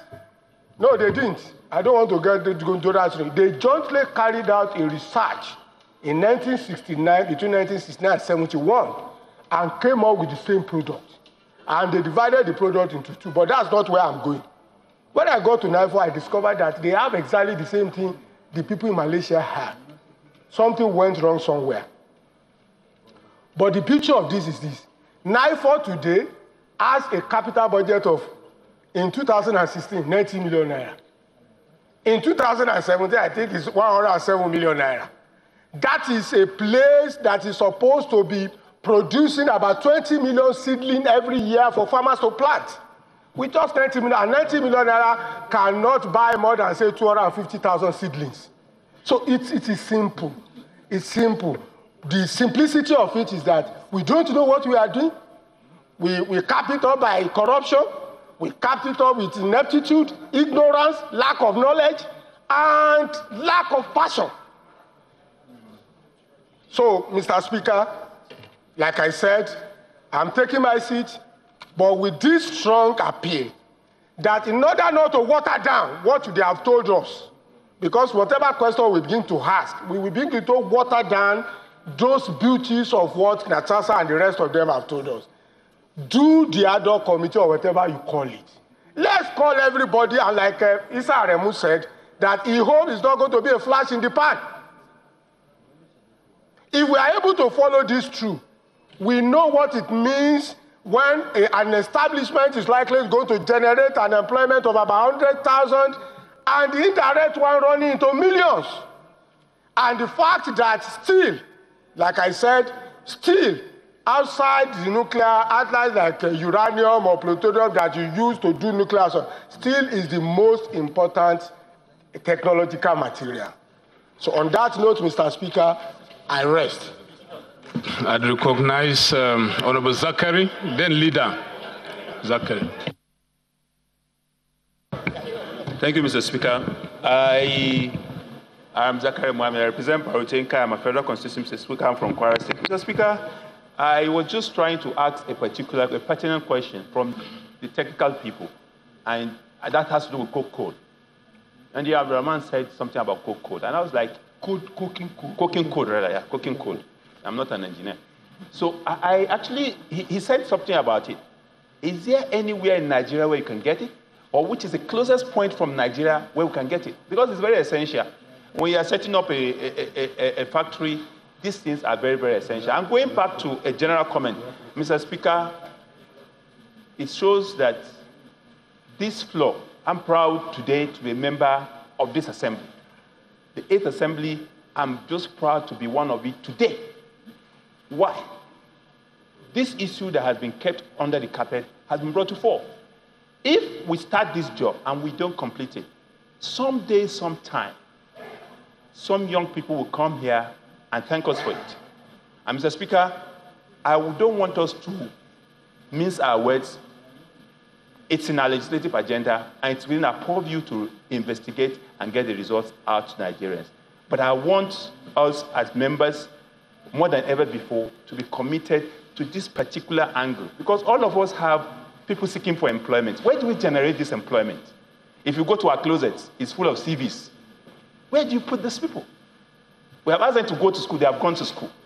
It's sad that you are finding graduates who are kidnappers. And that's the tragedy of our generation. And we must be able to correct it, Mr. Speaker, with this opportunity. That's my contribution to speak. Leader.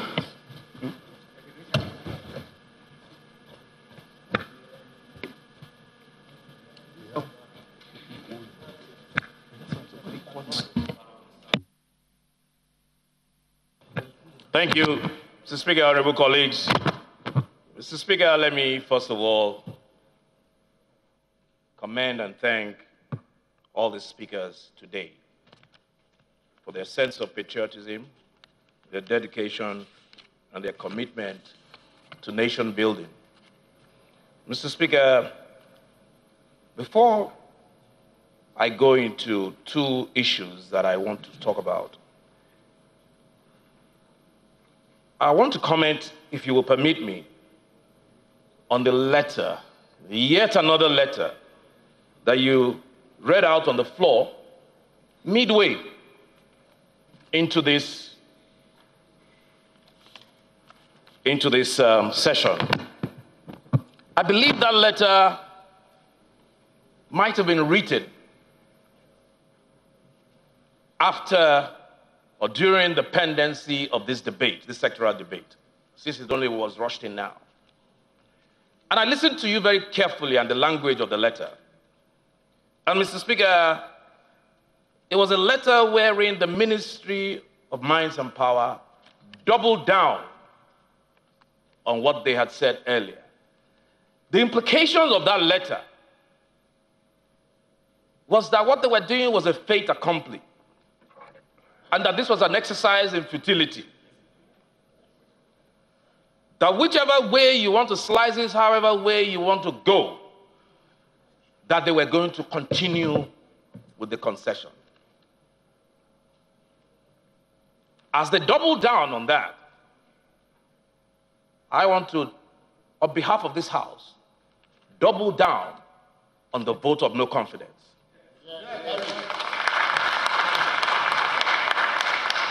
Mr. Speaker, honorable colleagues, and I know you will make the point when you close, so that it will go on record that the ministry and the government should tarry and put a hold on whatever they're doing based on the revelations that have come out during this debate. Having said that, I will just speak on two things that were said. It sounded like it was said in passing, but they're very salient points. Incidentally, both by Miss Natasha, who I'm fondly calling here amongst my colleagues the spy who loved me. Mr. Speaker, she said very profoundly, and we must not lose sight of the fact, that how does a nation concession a mega company that has the potential of manufacturing weapons to one, either a foreign company or to an individual? That's a recipe for disaster. The potential of manufacturing weapons, because weapons are made of steel. To me, that answers the question that the issue of Ajaokuta, what it represents, must reside with the federal government. It's a security matter beyond everything else. Two, she referred to the Constitution, which we're all very familiar with. But for emphasis' sake, so that we don't lose sight of that, let me repeat what she quoted of the provision. And it was Section 16, subsection 1C. Without prejudice to his right to operate or participate in areas of the economy other than the major sectors of the economy, that the government shall manage and operate the major sectors of the economy. This is an injunction from the Constitution. So the question that needs to be answered, is the steel industry a major sector of the economy? If that question can be answered in the affirmative, that the steel industry is a major sector of the economy, I don't care the legislation, whether it's the Privatization Act, whatever it is. If the Privatization Act or whatever it is allows for the privatization or concessioning of the steel industry, then that act or that provision or that portion of that act is unconstitutional. Yes, you might say the objectives of state principles or whatever, this chapter, you can argue that it's not justiciable, but it's part of the Constitution.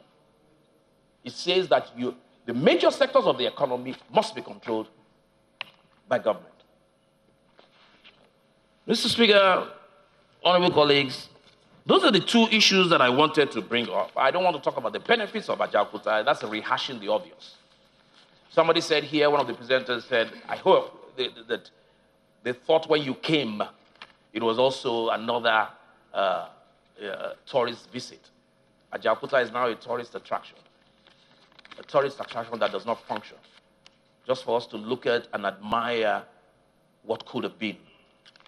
What could have been.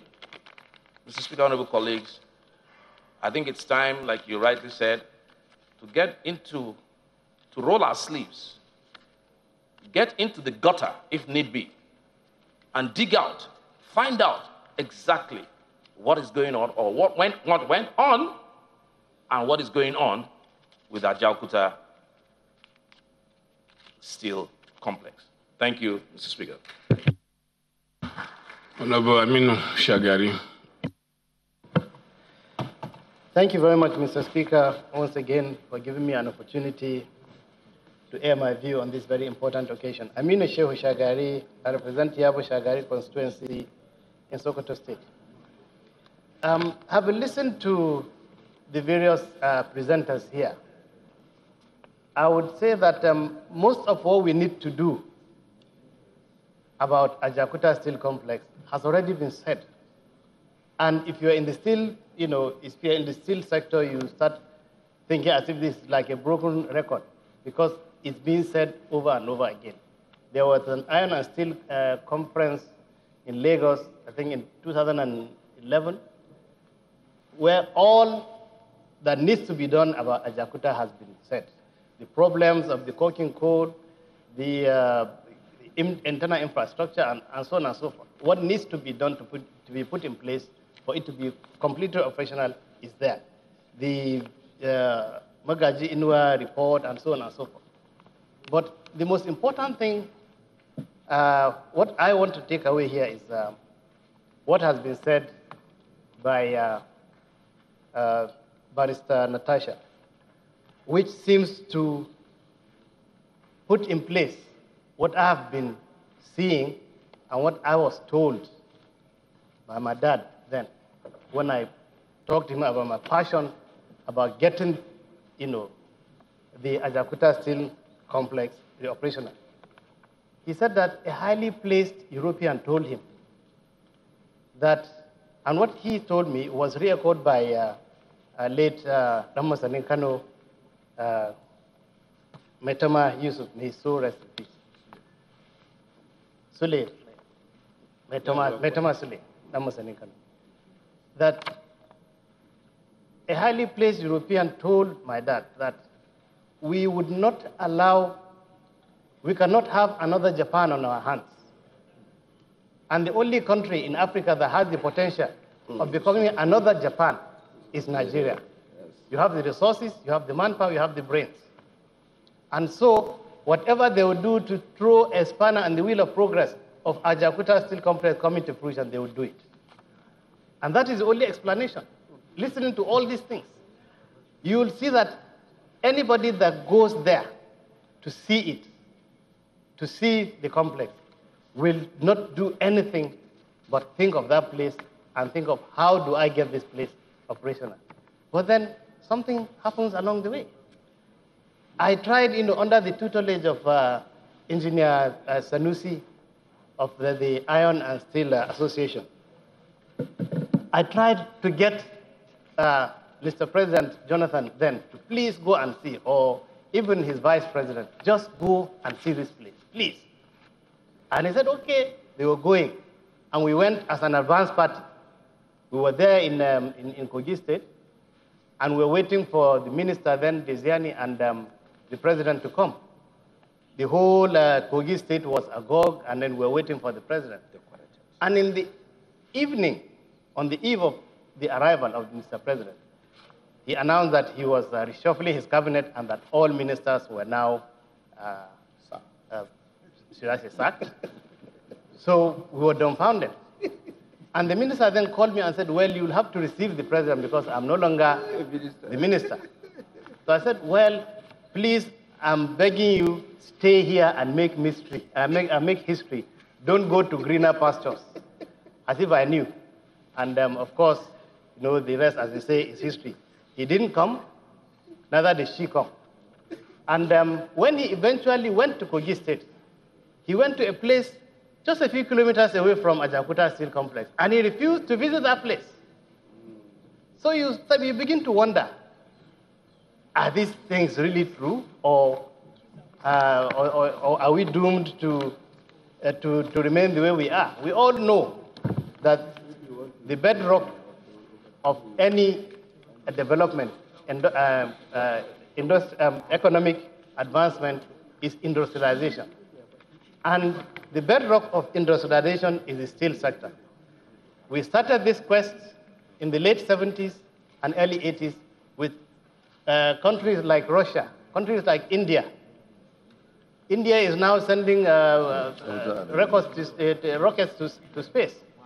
And Brazil is now the third largest manufacturer of aircrafts, the fourth largest manufacturer of automobiles, and arguably the fifth largest economy in the world. We are still struggling to finish phase 1 of our steel complex, which was bigger than their own at the time we started.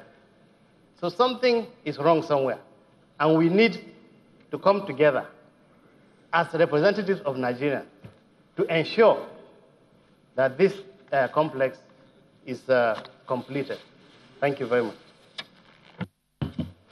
I think, well, it may not be right to close it because we have endeavored a lot of members have stayed so that they can make brief contribution. My only appeal would be that you don't take more than 2 minutes. The points that have been raised, please don't dwell on them anymore. We'll take Honorable Nam Obi, but 2 minutes, please. Thank you, Mr. Speaker, and my dear colleagues. My name is Uchichukwu Nemobi, and I represent the good people of Ahoda West and Oba Ebema and Dani Federal Constituency of America. Mr. Speaker, in all my days in this hallowed chamber, there is nothing that has been so revealing as Natasha has done today. Now, if we decide to ask questions without certain investigations, it might be preempting a few things. But what I have decided to say, or what I am saying here today, is that we may applaud her now, but the moment she steps out of this chamber, she's alone. With the magnitude of what she has said, it is monumental. I am calling that we find it worthy that she be protected, so that Nigerians will know that you can come up, speak, and nothing will happen to you. Just yesterday, there was a bill on heroes, who our heroes would be, what the criteria is. Now she has put herself in harm's way, like it or not. And for us to continue as a country, for people to see that we would not just move from this point to industrialization, but to ensure that we are safe as human beings. So I call that she be protected, and every other person who has been a part of this. Thank you, Mr. Speaker. Honorable Betty Apiafi. Mr. Speaker, honorable colleagues, my name is Betty Apiafi. I represent Abuado Alahoda East Federal Constituency. I'm from Rivers State. Mr. Speaker, I like to commend all those who have spoken today, and above all, I'd like to commend you for bringing up this issue today for us to talk about. And I know our time is fast spent, the day is gone, and like the Deputy Speaker said, and the leader had said earlier, we have got so much information today. I think we're on the right path to take a very vital decision regarding the Ajaokuta Steel Rolling Mill and its steel sector as a whole. A lot of people have spoken, papers have been brought to us.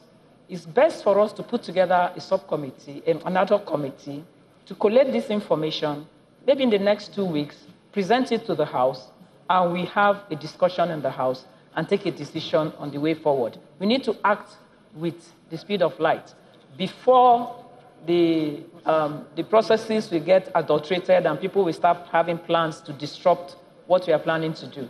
So I move that the House sets up an ad hoc committee to put together all the reports presented today and present to the House in 2 weeks for the General House to review. I so move, Mr. Speaker. Honorable TJ. Thank you, Mr. Speaker. I'm TJ Yusuf. I represent the people of Kaba, Bodo, Ijun Federal Constituency. I'm from Kogi State. Mr. Speaker, my dear colleagues, I understand why I'm interested in this matter. No set of people, no nation will love Nigeria more than Nigerians. Yes, it is in their own interest to find a way to slow down our development so as to make us continually dependent on them. But we must rise up as a people to take a position. I remember vividly the 7th Assembly, there was a motion on ML30, the biggest gas reserve that was sold in this kind of manner too. The House took a position and it was recovered. Part of the investigation that is going on now in Petroleum Ministry emanated from that motion on this floor. Mr. Speaker, my dear colleagues, information is at our disposal now. This is not about party. You can listen to her. A PDP-led government drafted the so-called agreement. An APC-led minister endorsed. Corruption has no party affiliation. What is good is not good. Well, what is not good is not good. What is bad is bad. Mr. Speaker, my dear colleagues, what we should decide now is to commit ourselves to seeing this to its logical conclusion. If we do only this in this tenor, we have done enough. My dear colleagues, I appeal to us that this must not be allowed to go like any other motion. I appeal, Mr. Speaker. Honorable Munir. Thank you, Mr. Speaker. My name is... Well, this is where we'll round off the live broadcast of the sectoral debate of the House of Representatives, where experts drawn from the Delta Steel Company, social entrepreneurs, the Department of Metallurgical and Materials Engineering of the University of Lagos, and then the Nigerian Labour Congress have made some recommendations on how to revive the Ajaokuta Steel Company. And some of these recommendations include a redesign of the Ajaokuta steel industry technology to be able to fit in with modern technology. Well, these experts also recommended that Nigeria should send a delegation to Russia to meet with the owners of the regional technology of that steel company. And then the Speaker, Yakubu Dogara, while declaring the sectoral debate open, was particular about the fact that the major hindrance towards the revitalization of Ajaokuta Steel Company is actually not liquid money, but poor leadership in the past. Well, this is where we'll hand over at this point in time. We'll now take you straight to our studios for the continuation of the scheduled program for the day. I am Ignatius Nkwo, and on behalf of the Outside Breakers crew, I say bye for now.